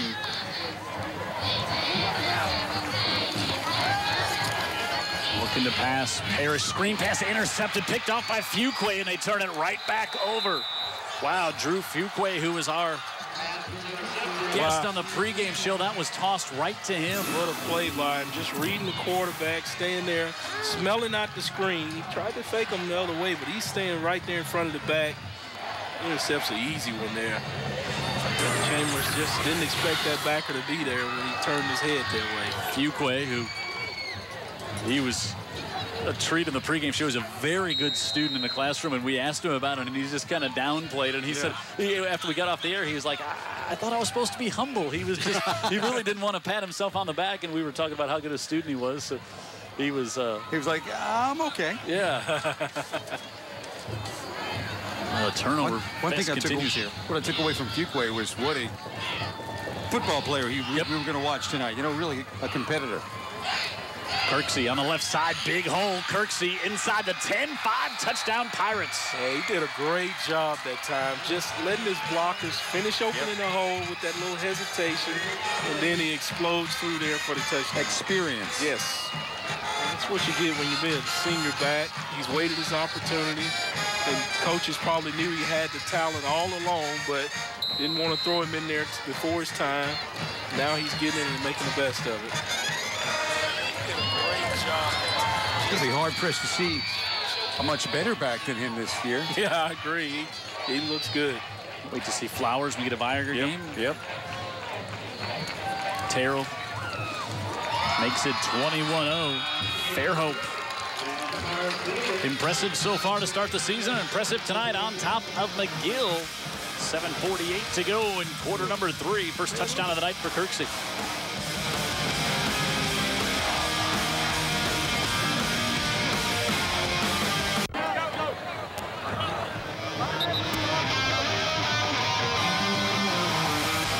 Fairhope on top 21-0. Let's send it down to the... Actually, we will send it down to Ashley right after the kickoff here. Fairhope with a touchdown to open things up here in the second half, picking up where they left off in the first half, and now McGill has got to get something going offensively. Had a golden opportunity there with the turnover down deep, and then they throw the interception right back to the hands of the Pirates. And Terrell on the kick, maybe a big return for McGill in this one. They need something big to happen very soon. Game not out of reach quite yet, so they still got some opportunities. Roberson up the middle, and he's up to the 31-yard line. Let's look out at Ashley. She's got the president of McGill-Toolen with her, Father Bryce Shields, and also one of the better tuna fishermen that I know here on the Gulf Coast. No doubt. I didn't know that. Well, right now, you know, McGill doesn't look too positive right now on the field, but you're telling me that as the school, y'all are growing. Oh, yes. As a school year, we're having a great year. Our enrollment is up again this year for the 9th year in a row. So we're very proud of that, and it indicates a lot of confidence on the part of the parents in our program. And our sports program is great, and we're about to undertake an ambitious building program. Okay, tell me more about that. Well, we've been raising money for the last year. We've been very successful. We're over $8.5 million now, and we're going to erect a new student center right on the east side of the gymnasium. And it'll hold a dining hall for 400 and a chapel. So you're raising money. How can someone donate if they want to contribute to it? Oh, that'd be nice. Just call the school and ask for our advancement office, Kim Dunn. Okay. Well, the guys up top in the press box are telling me that you're a pretty good tuna fisherman. Well, I'd like to think so. I'd like to be out there doing it. This is a whole lot more fun, football. Oh, not tonight. Well, thank you very much for speaking with me. Thank you. All right, thank you, Ashley, with our Educator Spotlight, talking about all the good things going on in McGill. Boy, you know, they've built so much, built the stadium here, and they've done a lot of improvements at the school, and now they're just continuing on over there with a student center. Yeah, Father Bryce Shields, really somebody that is so well known in the community, Mobile, most certainly the Catholic community, and he's got a lot of things to be proud of at McGill. Yep. 3rd and 4 here. The pitch to Ruggs, trying to get to the corner, and he's going to get the first down. Trip Cobb battling over there with Charlie Jones, and Big Lockett loving it. I'm telling you, man, it was some world-class holding going on right there. That was WWE. Yes. Well, they're kind of locked up together. Yeah, but one was trying to get free. I got you. They convert the first down. Right back to Ruggs, and he's hit in the middle of the line. Nowhere to go. Michael Tomaso in there first. Good job by the nose tackle. Man in the middle saying, hey, don't come in here.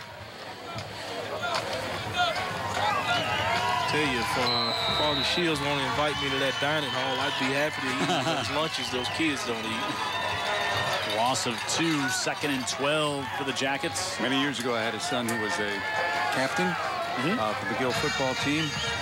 School was great to Zach, I can tell you that. Through the hands again. And Chambers will be bumped out of bounds at the 40. A loss of 2 more, in 3rd and 14 coming up. And the cheerleaders at McGill loading up the crowd with some UTV 44 Game of the Week t-shirts. You know, we've had some bad snaps. I don't think that was one of them, right? Kind of went right through his hands. Yeah, he just didn't pull that one in. Should correct, I mentioned it. Chambers was a sophomore. He's actually a junior. Bubba Thompson, the other quarterback, is a sophomore. McGill going to take a timeout here with 5:35. Actually, this might be our heat timeout that we're getting here with 5:35 left, and 3rd and 14 coming up. We'll take a quick timeout as well as Caleb Ross talks with his crew. They're down by 3 scores in the UTV 44 Game of the Week.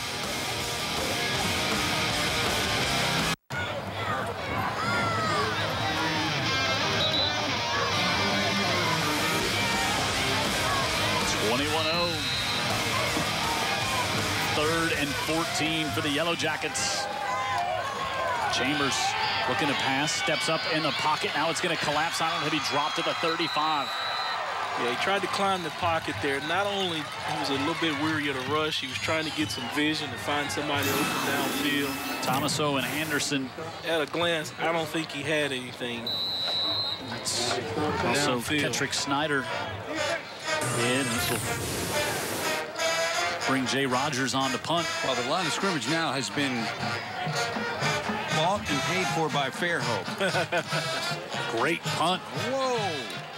Booms it over the head of the returners. And this one going to be down all the way at the 10-yard line. What a punt. Yeah, Mike could have got a little more out of it.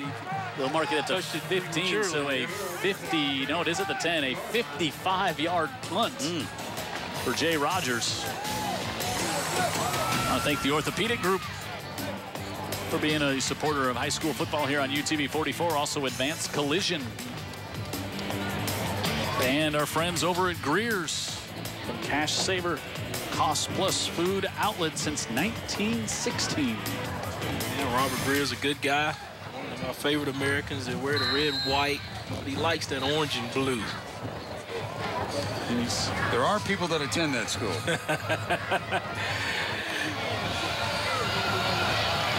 Just don't acknowledge. Jackson keeps this one. Looking to go to the far side of the field. He will. He'll be pushed out of bounds about the 15-yard line, so we'll pick up. We'll give him 5 on that one. Next week, this Fairhope team goes down to Bryant, while McGill-Toolen will take on Baker.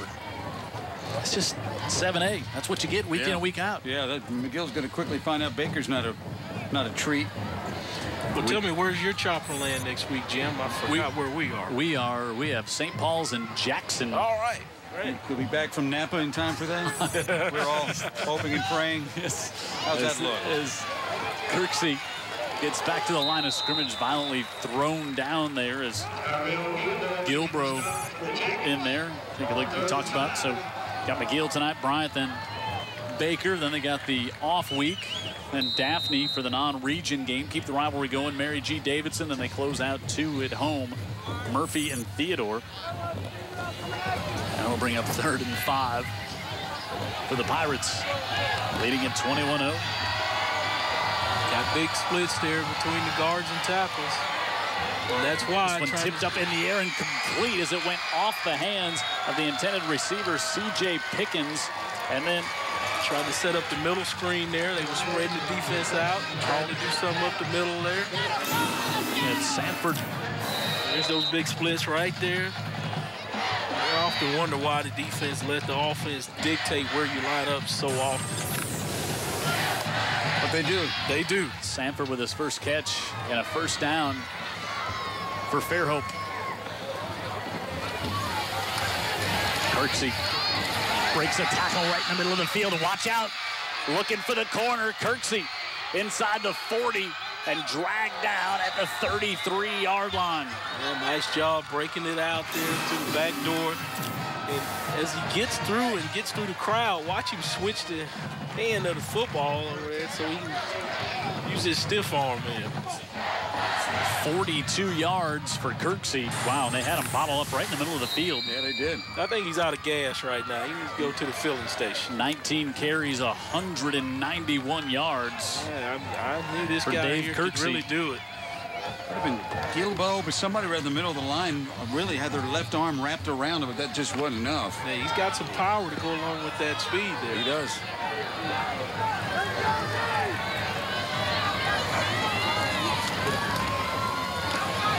Jackson wants to keep this one and trying to go lateral, and that's going to go nowhere but a big loss. That's where McGill usually looks right there. Very sound on the edges. Was that David Vernell? Vernell was out there to. Yeah, I'm sure his dad, Walter, is excited about that. Yeah, Rogers there also, but Vernell did a good job to string him along the line of scrimmage, and he just.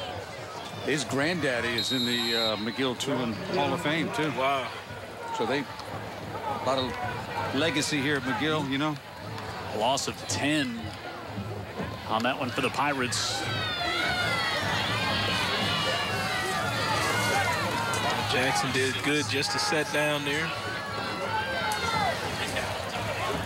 Defense does win. Jackson, lots of time. Floats this one over the middle and incomplete as he was trying to go to his favorite receiver, Alex Baggett. We asked you a trivia question in the first half.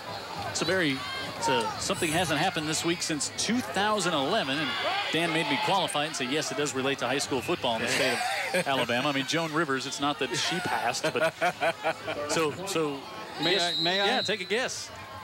Vic Lockett turned down a lunch. That's never happened. That did not happen. No, Hoover is not ranked #1 in their classification. Wow. Bob Jones now ranked #1 in 7A. Yep. Hoover lost 2 weeks in a row. Central Miami, then Colquitt County will Rush Probst, the old Hoover coach. Yep.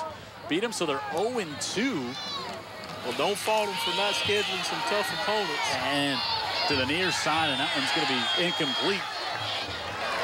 C.J. Pickens was the intended receiver, and we got a flag, though. Got a flag right up in the middle of the line of scrimmage. But, you know, Hoover 0-2, and I got to report they're trailing right now in their game as well, but I would not bet against the Bucks. No. At the end of the season, they just play. You know, they have. They of course want to play great competition. A legal man downfield against the Pirates here, but it's hard to schedule. Who wants to play Hoover? Well, they got to go. They got to drag up Central Miami up right, here. Exactly. You probably don't want to play. When your first 2 games of your schedule are on national and/or regional television, you probably got a pretty good thing going. Right. Ineligible downfield. The receiver, the tight end, was covered up. 5-yard penalty. That is decline. That is decline. 4th down. Tim D's doing a good job explaining things for us there. He does a fantastic job communicating what's happening on the field. I must give him credit there. So now we'll see a punt come up for the Fairhope Pirates. That team needs a play here. I don't know if Trip Cobb's the guy to get him busted up there, but they need something to happen. Well, Coach Dan, do you think about switching quarterbacks, or you stay with the horse that's got us here just for tonight? I guess it really depends on the health of both quarterbacks, to be honest with you. If Thompson is ready to go, you might give it a chance because they're not executing too well right now. Baggett will stand at the 45. Ooh, does not get off a good kick. But it does take a Fairhope bounce to the 20-yard line. It's like he thought about throwing a pass there and changed his mind. Give us a chance to tell you about more of our sponsors here in high school football each and every Friday night. Aaron's. Also, budget breaks. I could use some breaks right now. I need some. I got that little vibration thing going on. Be a good time to sneak in your accountant, wouldn't it? You got anybody else who want to help out? I'm just saying, budget breaks. Yeah, I need some. They paid for it, right? Faulkner State Community College. Yes. Could also use some more junior college credits. I really could. A chicken salad chick. As Kennedy, don't make that'll be Ruggs will. It'll be Paris Chambers. Yep. Will keep that one there. I went back to the chicken salad chick. I went with the Kick and K lime chicken salad before the game. Yeah. That was my pregame meal. Right. It was nothing short of spectacular. They do good things there. Up the middle this time. Kennedy will get the carry. Mac T, pace, right? Trying to lift the pace a little bit. See if they get there down the field. Yeah, well, With a minute and a half to go. We're in the third. To the near side, Chambers will step out of bounds. Charlie Jones was in there to force him to the near boundary. gain a few yards, you stop the clock, you got a pace going where you're trying to speed things up, maybe catch Fairhope a little bit off balance or tired in between plays. This game was scoreless through one. It was 14-0 at the half in favor of Fairhope. They came out and scored in their first possession of the third quarter, and that's where we're at right now. Jim Cox, Dan Brennan, Vic Lockett, and going up top is Chambers, and that one nearly intercepted. Good coverage to go up and knock that one away as Desmond Samuels in the coverage. Yeah, Desmond did a great job. He made the receiver look like he was open, but he closed the gap right there and goes up to the high point to knock it away. Ball thrown a couple of yards further. That's a touchdown. You see quarterbacks on Saturday night play that as well. Yeah, exactly. Yeah, I thought the pass was okay. Just great play by that corner there. 3rd and 6 for McGill. Ruggs, they'll split out to the far side. Chambers comes to the near side, able to get it wide open at midfield and inside the 40, still making a move. Is hitting down to the 29-yard line and a first down for McGill, and they got the student body involved as well. Yeah, they do. They're down there by the students right now. Speaking of the student body, let's check out Ashley. She's there right now. I feel like I am back in high school. I had to come up here and see what all the noise is about. These students have been supporting their team. We're going into the 4th quarter. There's just a few hundred people up here, and they are cheering. They are dedicated to this team, and they're not going to let them down. Great job, Ashley. Minute to go, and Fairhope did not like the pace of the way things are going there. They take a timeout. Good timeout. Yeah, let's pump the brakes here. Let's pump the budget brakes here. Okay. I'll tell you what, 2 things on that last play was young quarterback found the right guy. He did a great job. Because he was the only one open. Correct, yes. But it was about his 3rd check. He did go to his 3rd option, and I was proud to see him do that there, and that shows some growth and maturation within the game. Within the game, and then nice cut by the receiver who didn't just take the easy yards and step out of bounds. He saw some green. He saw some open field. That's what McGill needs. Yeah, Dink and dunk, that's fine, but get whatever you can, whenever you can. A big play could get him right back in this thing. And as we say in sales, at the end, close the deal. Close the deal. Ask for the business, and they need to get the touchdown here. So just a minute left here in the 3rd, and talk about it every time we're here. That student body section is Caleb Ross. Likes when they get involved, but they really hadn't had a lot to get involved with, and I think the pace helped it get going because really kind of lit the offense, fire in the offense here for McT. Looking to the sideline to get the play, so this one's Coach Ross' play. And he still didn't get what he wanted in. Had to take a timeout. Don't forget, at the end of tonight's game, you'll be able to vote on our Tank Brown Player of the Week, brought to you by Advanced Collision. Go to local15tv.com and you'll be able to vote for a Player of the Week. We'll give you 3 choices. And then we'll feature that young man during halftime next week of our game between Spanish Fort and Jackson. Looking forward to that one for sure. Oh, yeah. And I'm sorry, Jackson St. Paul's. Looking forward to that game also. We'll be up on the hill. Right? And by the way, I've been asked in the past of all the coaches, why is it the Tank Brown? Well, Tank, of course, had an excellent coaching career, but he also worked with us in the press box. Sure did. And became close with us. So that's why when Tank lost his battle to illness, Jared Kihas and the staff decided that was the way to go, and there you have the story. Truly well-deserved, and he's known all over this community. He surely is. And Jim, talking about another coach, my old coach, I heard from Coach Hardy. He's doing well, and he's back up, and he had some challenges this summer, so he said he was watching the broadcast last week, so I want to say good hello to him. I know you like to fish with him. Henry Hardy, we're glad to hear he's doing well. Had a heck of a scare this summer. To the near side, Spencer Ruggs tries to jump through and gets upended as Colin Anderson was in there. Selling out here, Spencer. And, hey, this is the team I've known at McGill. They were scrappy and give you all they got until they called the dogs off. 2nd and 7 from the 25. So Kennedy taking it, trying to get to the far edge. He'll get brought down for no gain on the play. Well, that's that Daniel Miller. Coach. Yeah, that's that good coaching you all were talking about there. They just kind of strung the play out right there. Didn't let him get the edge, and he didn't find a hole to stick his face into, and ended up getting hit at the boundary. 10 seconds left in the quarter.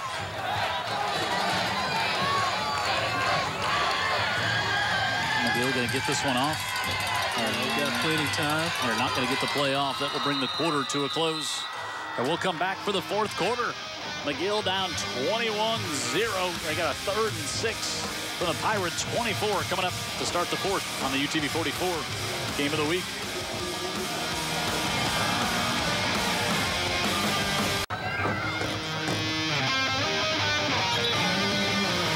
Ready to start the 4th quarter.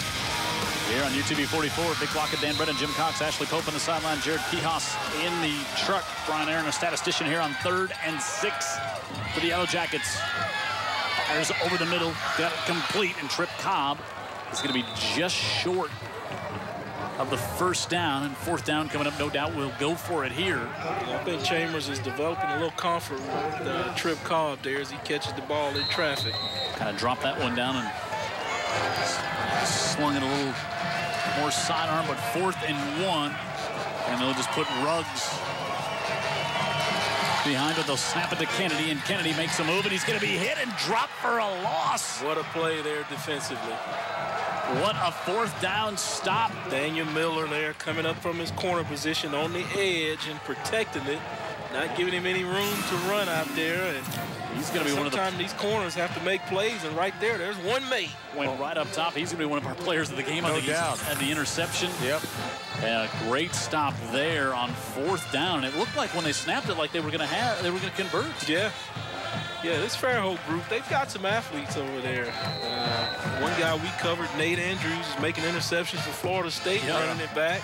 People missed on him. Yeah. Well, we tried to get in on him late.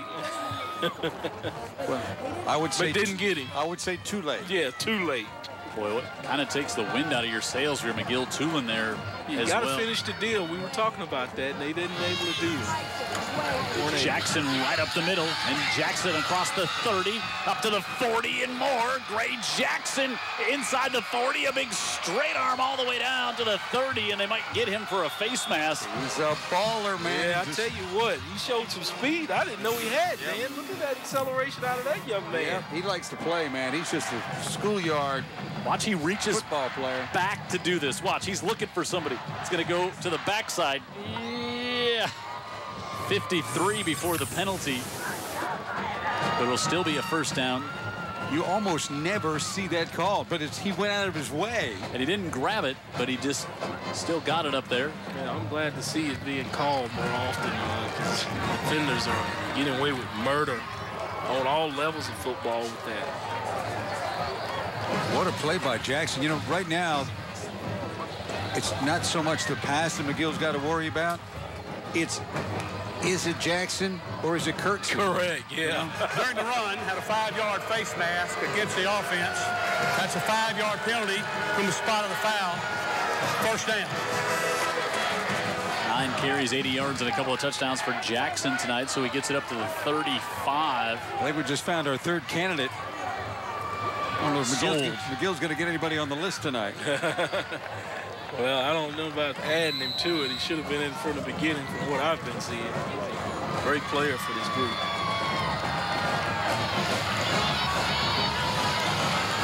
Taking a look at the sideline, get the play from the coach.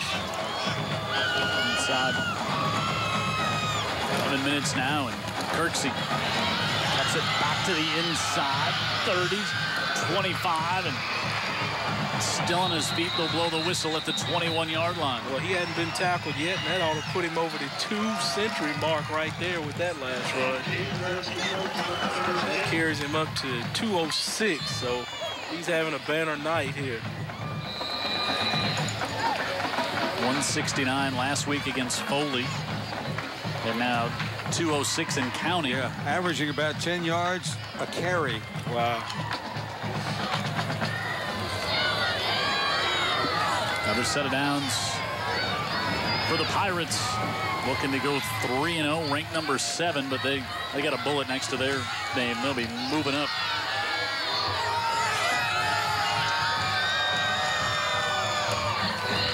Jackson wants to keep it to the right side, lowers the shoulder inside the 15. As long as it gets 12. They got the big hogs up front doing their job. You got the two-headed opportunity in the backfield with that guy and Kirksey, who both run hard and physical. And this guy, like you were saying, Vic, a little quicker than you thought, too. Yeah, he is. And you talk about players of the game, you guys need to issue it out to the group of Chris Hamons, Michael Irwin, Charlie Shelton, Nate Foss, Hayden Merchant. That front for Fairhope has really been giving them some space to operate in. Pickup of 7. Back to the I formation. That one to Winton Blunt. Get it to the 10, and it'll bring up 3rd down for the Pirates. Blunt, just a junior, his 3rd carry of the season. Plays some tight end as well.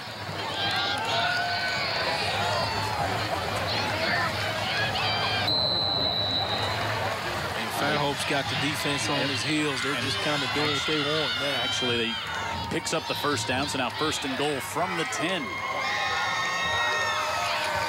Kirksey on the right side, going to be hit and dropped for a loss of 5. Good penetration. Wow. This is like Dave Hampton of the Falcons when he got over 1,000 yards, and then they celebrated, and he went behind 1,000. D'Anthony Filan. Yeah, give McGill some credit there. The defense had a great stop, and they just need to continue it here to hold these Pirates out of the end zone at the very least. I don't know if you remember that story, Jim, but that was at the end of the season. He gets over 1,000. They stop the game. They celebrate. He gets one more carry. He loses yards. He doesn't get 1,000 for the year. Contract bonus also out the window. 5-yard loss. Back to the 15. Jackson up the middle. Jackson, wow, what a shoulder he drops. And he gets down to the 1. What a lick put on by Gray Jackson. Does he like to play, Vic? Yeah, he's running it now with authority, and he just knows, hey, I can take advantage of these guys. We're going to win this football game, and I'm going to pad my stats on the way. Yeah, 14 yards there. He thought he had got in. Watch at the end of this play. This is not a kid that cares about stats, right? Yeah, he's in a fight in the alley, and I think he's winning there. Yeah, he was saying his argument here was he was never down. He said, I was laying on the McGill player. Wow. You know, that's a rule I don't change. 3rd and 1. And pushing ahead for the score. 3rd touchdown of the night for Gray Jackson. And Fairhope in command of this one now 27-0 with a PAT coming. The people on the Eastern Shore are enjoying this one. Dan Key has been watching us and enjoying this. See his group playing good over there at Fairhope. Lives over there. Terrell on to try to make it 28-0. And he does. Impressive performance here by the Fairhope Pirates. Fairhope has a ball club, Dan. They sure do. Yes. 28-0. Fairhope on top. Back after this on the UTV 44 Game of the Week.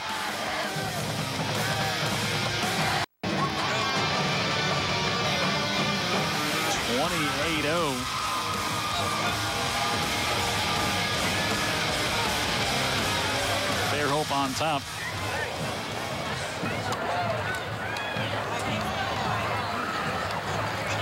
Very impressive performance by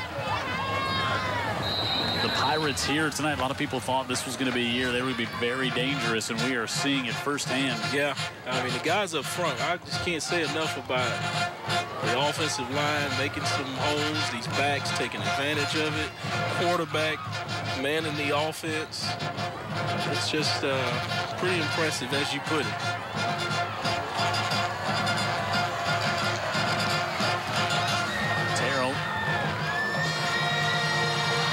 Big kick.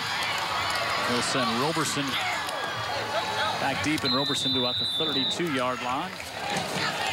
And give credit to the Fairhope defense keeping this McGill group out of the end zone, even though they've had some yardage.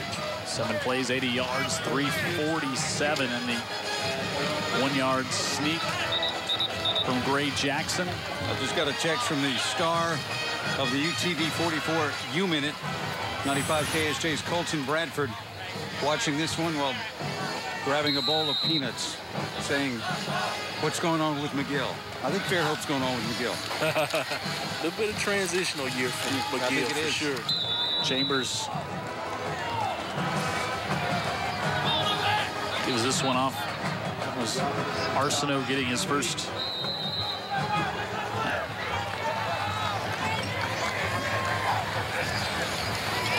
Trey Roberson, I think they got couple of 25s on the McGill roster. We're going to go with Roberson. I think Michael Tomaso making a tackle at that nose guard position.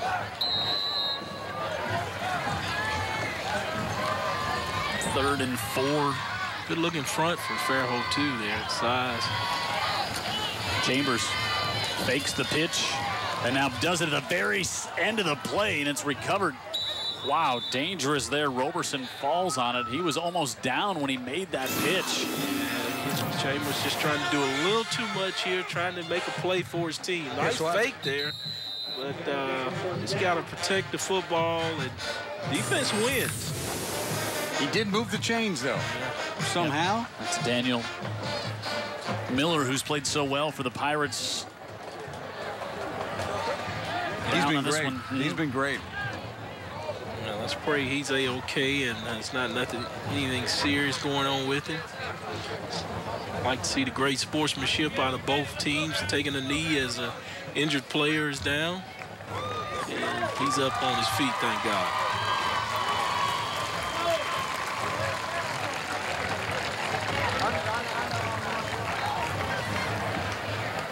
Coach JC get out there and check on his player, too. How about that? Well, he spent a long time up in Atlanta trying to recover from that automobile accident, Coach J.C. Todd. Yeah, that is just really God's work right there in front of you. He said as much. He was an excellent golfer. Yeah, played competitively. Yeah, right.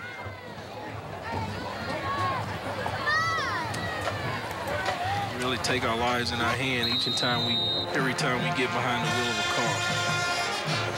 Well, McGill does get the first down. Ooh, mixed up. Chambers fires this one incomplete, looking for Roberson.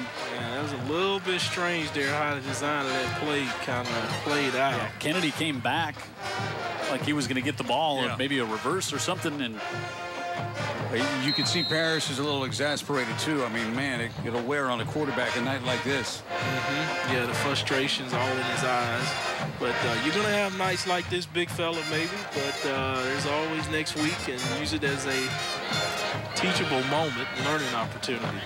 2nd and 10. Chambers floats it out. Roberson up to midfield, and 3rd down coming up for McGill. The turnovers have been a problem the first 2 weeks for McGill-Toolen. Yeah, and it's not been indicative of the way the program has played last decade, really. Yep. Chambers, a little crossing pattern, able to get that one to Washington. Slips a tackle, breaks another one, and ends up getting 1 on the play, and that'll bring up 4th down. Obviously, you have to go for this one. Rip Merritt came over to make the stop for Fairhope, and we'll get a heat timeout with 5.5 to go. Fairhope on their way to 3-0. And a 4th down coming up for the Yellow Jackets on the UTV 44 Game of the Week.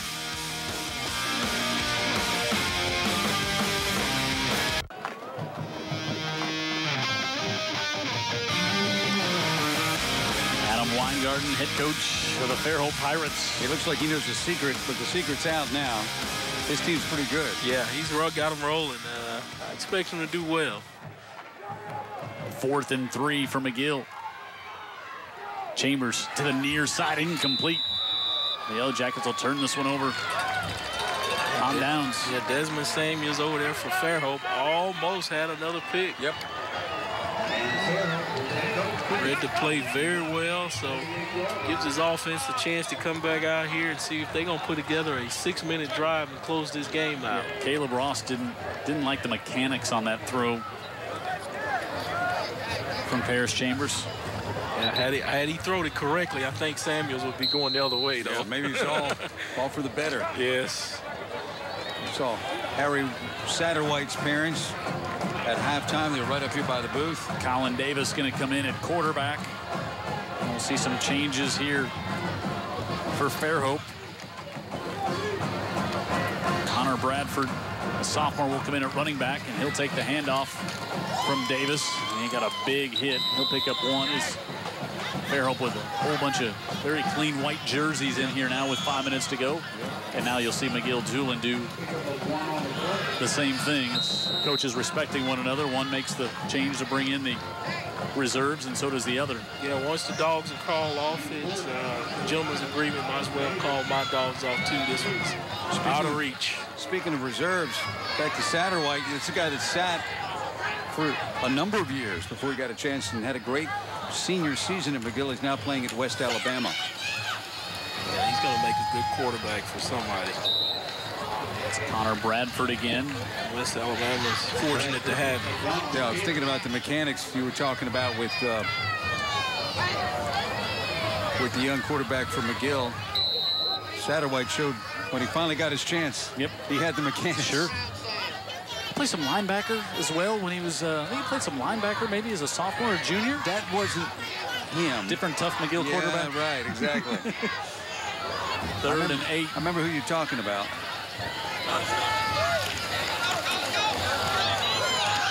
Davis clear this one up to about the 46-yard line. Will bring up 4th down. Yeah, he did a great job of pulling that fake there because McGill had him stopped dead to rights when the backup's there.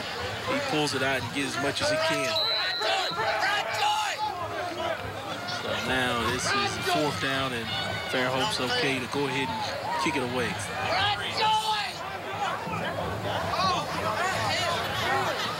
McGill late trying to get the punt return team on the field, get the big guys out of the way.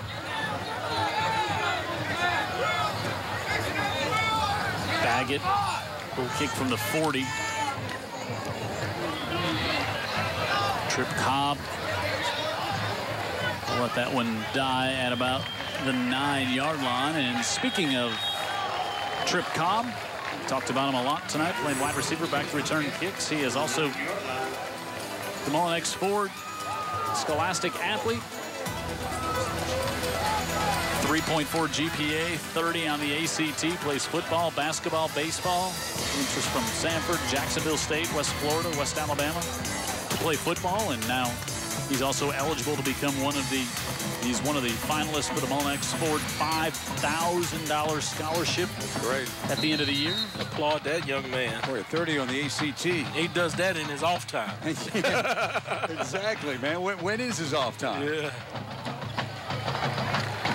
You know, you don't see that anymore. Kids that play 3 sports. Multiple, yeah. I mean, sometimes usually concentrate. Yeah. Some kids may play 2.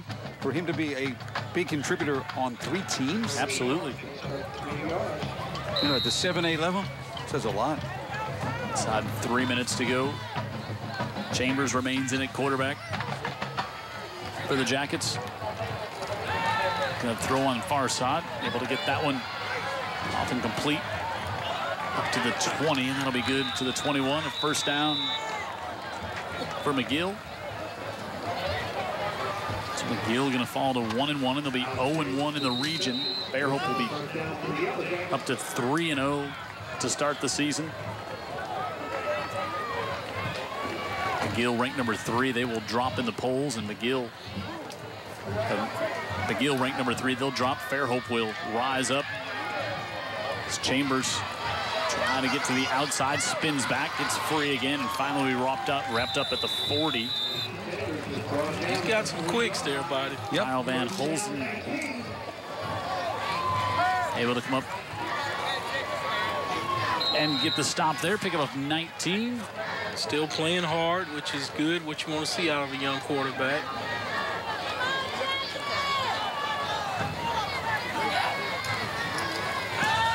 Chambers fires this one middle of the field, wide open and dropped. His intended receiver, Marlon Williams.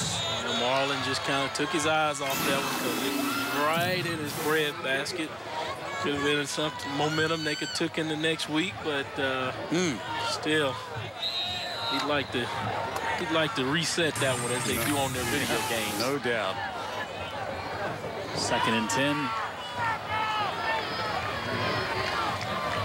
Williams coming off.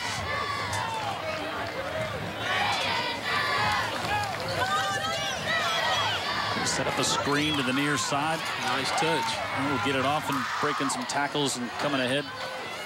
Cole Sharp to the 45 and another first down for McGill. Yeah, I'll tell you what, though, it was 11 Pirates on the tackle there. That's what you coach on defense. Nice touch in the pass there for the screen.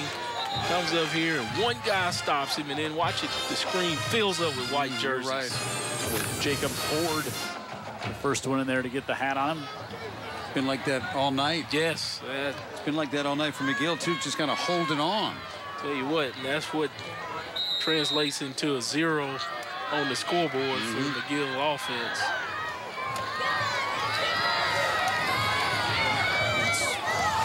Ford again breaking free.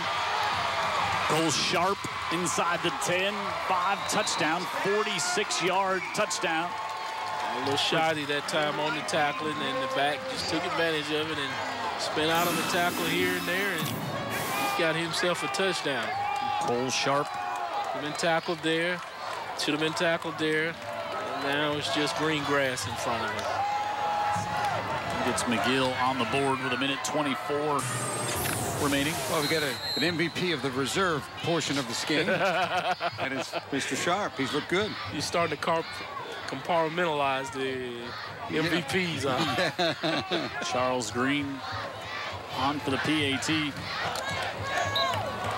it's 28-7. Well, if you can get the suits like Jared on board with it, we can do an MVP per segment if you like, Dan. I've never seen Jared in a suit, first of all. That guy works way too hard. Well, he makes all the calls and he works hard too, so in my mind, I just pictured his chief executive in a suit. He started here at 7 a.m. this morning, getting set up for today's game, getting gear ready and everything else. You know, so hot most of this day, but actually kind of a little cloud cover around kickoff, and his you know, easy for us to say. Well, I mean, we have kept the air conditioner at 72 here throughout the entire broadcast. But his toughest part of the day. And old Brennan and I both looking for a sweater as we're cold up here. I don't even want to talk about that. Jared's toughest part of the day is that bracket between 7 and 10 o'clock making me look good. That's his toughest part. Well, he's done it well. He has done it well, hasn't he? I think he deserves an Emmy for that, right? I think you look lovely tonight. I do. So a minute 24 to go here before Fairhope. Fairhope is going to come over to Mobile, get the win, then they go to West Mobile next week out to Baker. Yeah, a little bit further out, maybe a little bit tougher team. Yeah, that's going to be an interesting matchup. Green sends this one back, and McGill's going to have a chance to fall on this football. Still loose, recovered by the Jackets, it looks like, inside the 5. I guess if you're McGill, you got to put your first team back in and try to make this a game, right? Well, you want to build on this, and you can have some momentum going into next week. We played a terrible game. The returner, I think the returner was kind of almost like a punt on that one. Wasn't real quick to get after it. Here's my thought about this, though. You put in the first team and you score and you onside kick, and I don't know where the unwritten rules are among coaches. Yeah, I think you get the ball at the 4. Oh yeah, it's game back on. You got to go in and They put their first guys in, and you put your first guys in, and you see what happens from there. Well, I don't think McGill's took out their first group anyway because such a young quarterback. They want him to get as many reps as he can. Well, I think they had a lot of young guys in there offensively. Yeah, they had some changes in running backs. Chambers will keep this one. And he gets brought down. The ball comes loose and comes out of bounds. Well, that's definitely the Fairhope first team back in there. Yeah, that is, without question, Tanner Williams, the first one in there on Chambers. It stops the clock with the ball going out of bounds at 1:17. Well, Fairhope started a little bit slowly offensively, but by the middle of the third quarter, there really was little doubt who was winning the line of scrimmage. Roberson in the backfield. He'll take the handoff, and he goes in for the score. It's 28-14 with 1:12 left. Are we about to cut to Heidi? Well, I tell you what, that electrifies the McGill crowd. They all haven't left the stadium. So Roberson scores, and now, like Dan said, you got the onside kick coming. Why not? Oh, for sure. Yeah, Fairhope tried it on them early twice. Yes, they did. So they're going to get a little bit of their medicine back here. McGill plenty of time here on the play clock. Green will try and make it 28-14.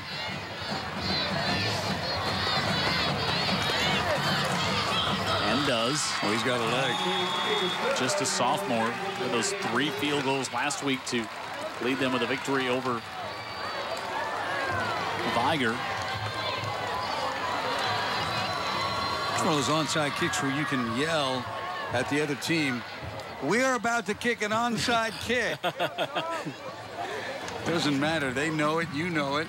Well, I'm going to tell you, Dan, coaches feel that way about it all. They feel like if you just execute, doesn't matter if they know the play. Tell them. Yes. It's on you. Yes. And then they'll say, okay, sprint right, reverse on 1. Okay, I thought we were going to tell them and not trick them. Let's go straight at them. Let's see if Fairhope puts some more of their hands guys up here. Another guy checking in with me and watches us every week, Leroy Jones. I wonder if he's sticking around watching it and enjoying this at his home. Tell you what, things could radically change here based on the next few seconds. Things a lot more interesting than it was 30 seconds ago. Yeah, sure. McGill has 2 timeouts. Green on the kick here. And a flag.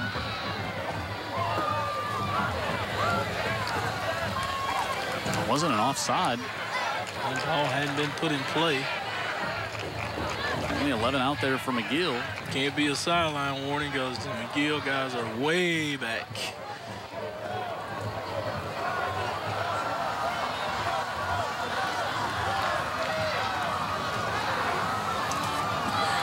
Maybe these guys are getting paid by the hour, these Zebras.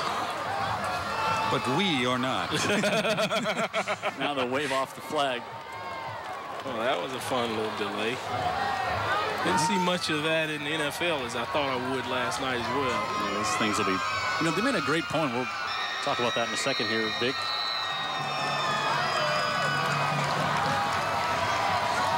As Green gets ready.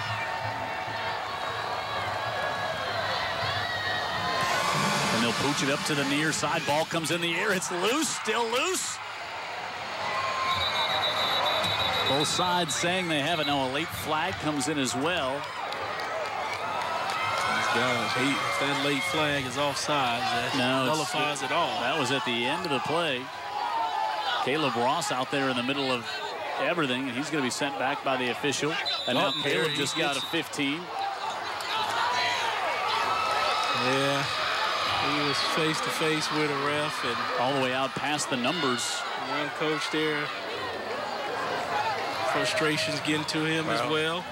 Well, you know, McGill had a great chance to recover that. He came in the air, went off a Fairhope player. I've never seen. Have you seen anybody signal actually one way or the other? No, they didn't. I mean, I assume it's Fairhope the way everything's gone sideways here for McGill.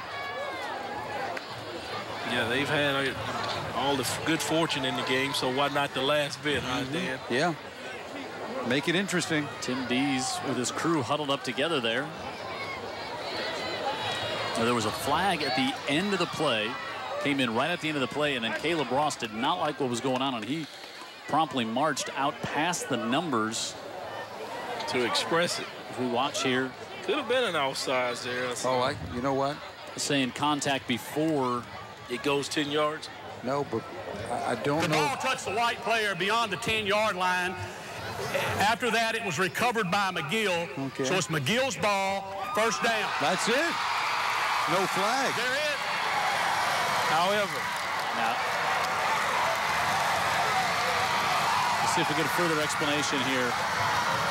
Unsportsmanlike penalty still stands against McGill. I think if I just had to guess, Coach Ross got upset because the flag was going to say they hit the player before he touched the ball.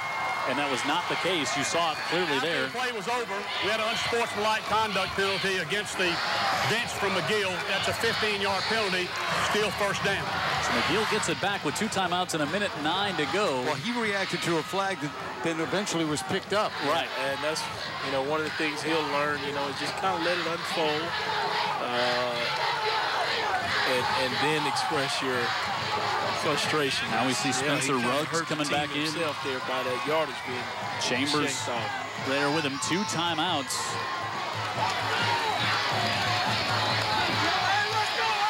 Washington, the receiver, to the near side.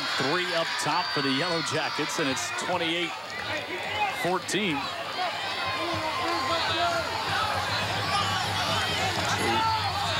1 minute 9 seconds remaining here.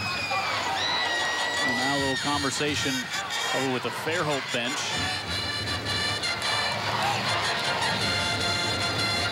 And now we're ready to start. Well, there's still life in the Yellow Jackets. Chambers heaves it up the far side and nearly intercepted as Fairhope rushed just 3 and had 8 back in coverage. I don't think he got as much on that ball as he wanted to for whatever reason. Long way to throw it to the far sideline. But nevertheless, that's what they call in the huddle, and the players just weren't able to get enough on it. Minute 2 after that play. Chambers steps up in the pocket, fires down the sideline, and this one dropped as it. Coming over to cover was Charlie Jones, looking for his 2nd of the night. Might have been close to the line of scrimmage when he let that one go as well. I thought he may have gotten in front of it. That'll bring up 3rd and 10 with 54 seconds remaining. There's a complete shot of everything there. Look at this scoreboard end zone. The scoreboard in the end zone. Screen, they come to Spencer Ruggs. Ruggs up the near sideline, and Ruggs is going to have the first down from McGill. Yeah, I mean, they're in such a prevent defense that once they got it to Ruggs, Yeah, there was nobody there for yards. Yeah, it was 5 back here waiting for him. He wasn't going to get the touchdown. Right. He certainly got the sticks moved. We've lost our scoreboard clock, so we'll keep updating you. 44 seconds, and that's where the ball is placed as well, at the 44. Chambers looking down the near side, want to make something happen, and he'll get hit and out of bounds, and it'll stop the clock with 36 seconds remaining.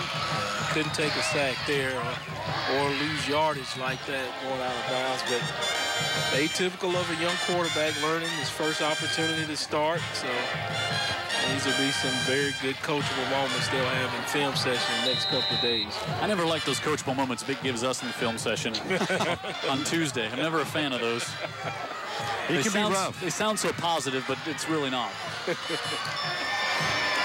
Chambers, middle of the field. That's going to be incomplete as he was trying to come to Larry Rembert. That's going to bring up 3rd down and 20 with 29 seconds left.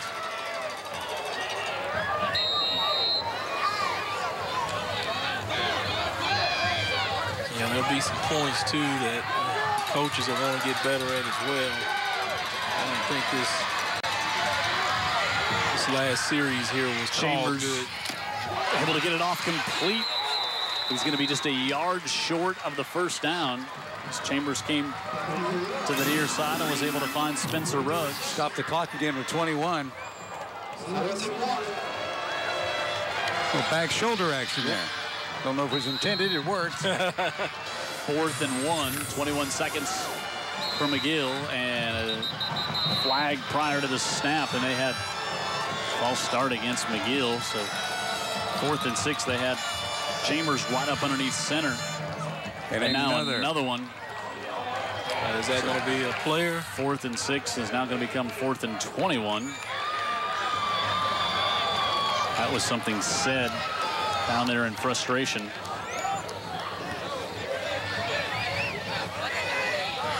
It was a dead ball.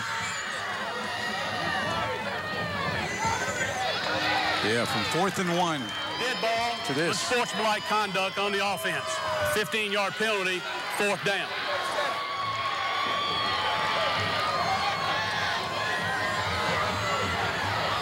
Gabe Benefield came off, and Caleb Ross did not want to speak to that young man at the moment. Yeah. Coachable moment coming on that one, Vic. Yeah, but, you know, I think about the one that got earlier called on the bench. So, you know, it's kind of like we talked about, it starts at the top. 4th and 21, and a flag again prior to the snap here. Well, you know, you look at McGill, they're reloading. Yep. Rebuilding, really.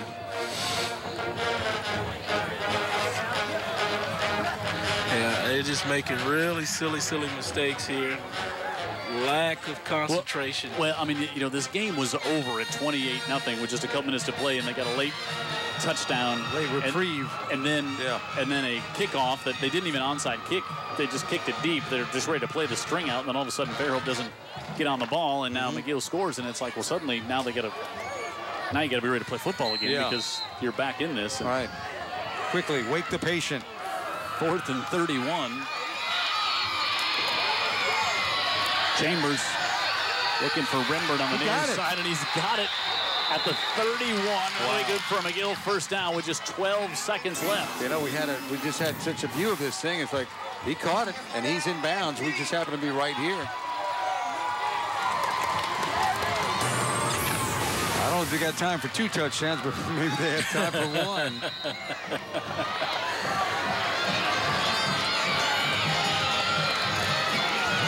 Chambers looking toward the end zone, and it's tipped and intercepted again. Charlie Jones with another one. With 3 seconds left, and that will bring this one to a close. You know, they put that one on Chambers. He's just trying to get it down the end zone. He has no choice there. Just got to get it into the end zone to see if you get it with 3 seconds and something. Yeah, but, you know, credit Fairhope. They're still playing. DB's right there with him. Yep. And tipped it and allowed his teammate to catch it. So now we can say You know, had he not taken a knee, I think the 3 seconds would have, oh, they did run it off. Yep, that will be the official end of this one. Fairhope wins without any cannon blasts. You're looking for it. Man. Yeah, you usually jump in my lap when that happens. Have you noticed? Really impressive performance by the Pirates here tonight. As good as we've seen this year. Yep. I think this is the best I've ever seen them play as a team since I've been here.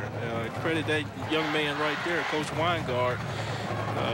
He had his group ready to go, and you could see it.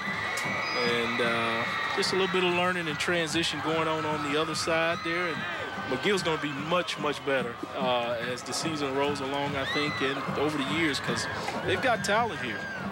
Two young coaches discussing the outcome of tonight's game. Tell you what, it's going to be fun to watch Fairhope as this season continues. And if they get any better, I really think they've got a chance. They've got a special guy at tailback, and they might have a special guy at quarterback, too. Sure. He certainly had a great game today. Yeah, he showed me what he's made of tonight. That quarterback definitely is a capable quarterback. All right, let's go down to Ashley. She's got the victorious head coach of the Pirates. All right, Coach, we've only had a game in the fourth quarter, but y'all were able to seal the deal by far. Congratulations on your first region win. Talk me through it. Well, I mean, our kids fought hard the bowl ball game. You got to give McGill credit, for they made a run at the end, and that was a crazy finish. We were not really expecting that to happen. But our kids were resilient, and they played well, and we keep getting better each week. And just to find a hard-fought game by two class schools. Can you tell me a little bit about Greg Jackson's performance tonight? Well, Greg keeps getting better and better. And the more he stays with himself and just executes the way the game comes to him, the better he is. And we feel like we got playmakers at a lot of positions on the team. And as long as we're getting the ball to the right people, I think we got a chance to be successful. All right, well, you'll be playing Alma Bryant next week for another 7A matchup. Right. Good luck, and good luck this week in practice. Thank Congratulations. You. Yes, ma'am. Thank you. Thank you. All right, McGill loses at home here tonight. Fairhope with their first road game of the year. They win it by a score of 28-14. That score will be a little misleading tomorrow. Maybe if you don't pick up the paper and see that's the score. Well, I guess it doesn't come tomorrow, but you'll read it online and see the score. A little misleading, but this was a dominant performance by Fairhope. It was a little bit of a slow start for the Pirates, but once they got it figured out, they won the line of scrimmage. They had a tailback that was just really too much for McGill to handle. Sure. And then when the quarterback started getting loose and he was showing what he can do, you could see he likes to throw the ball. He has a little fun. He's got a good arm. But once he took the game into his hands as far as running the football, and it really became the option either Kirksey or I are going to run it, you figure it out, and then you deal with whoever has it.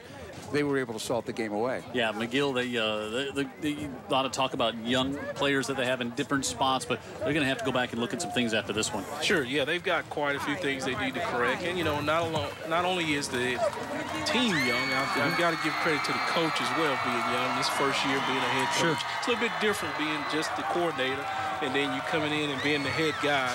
A little bit more responsibility, plenty more things you have to deal with. Yep. So he's going through some growing as well. Our players of the game, Daniel Miller, defensive back for Fairhope. Also, David Kirksey.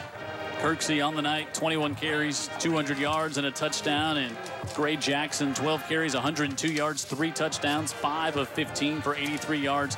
Throwing the football, and go to local15tv.com and click on the high school football game of the week to vote for who you'd like to see be the player we'll honor at halftime next week. And Lockett liked their offensive line, too. What wasn't like about them? Yeah. Great trenches. Great performance by Fairhope. They improved to 3-0. Let's get a look at Kirksey and Gray Jackson walking up the field. They led the team to the victory here tonight. Our final score, 28-14. For Ashley Pope down the sideline, Vic Lockett, Dan Brennan in the booth, Brian Aaron, our statistician, Jared Kihos in the truck. I'm Jim Cox saying good night from the lift, where Fairhope improves to 3-0 on the young season.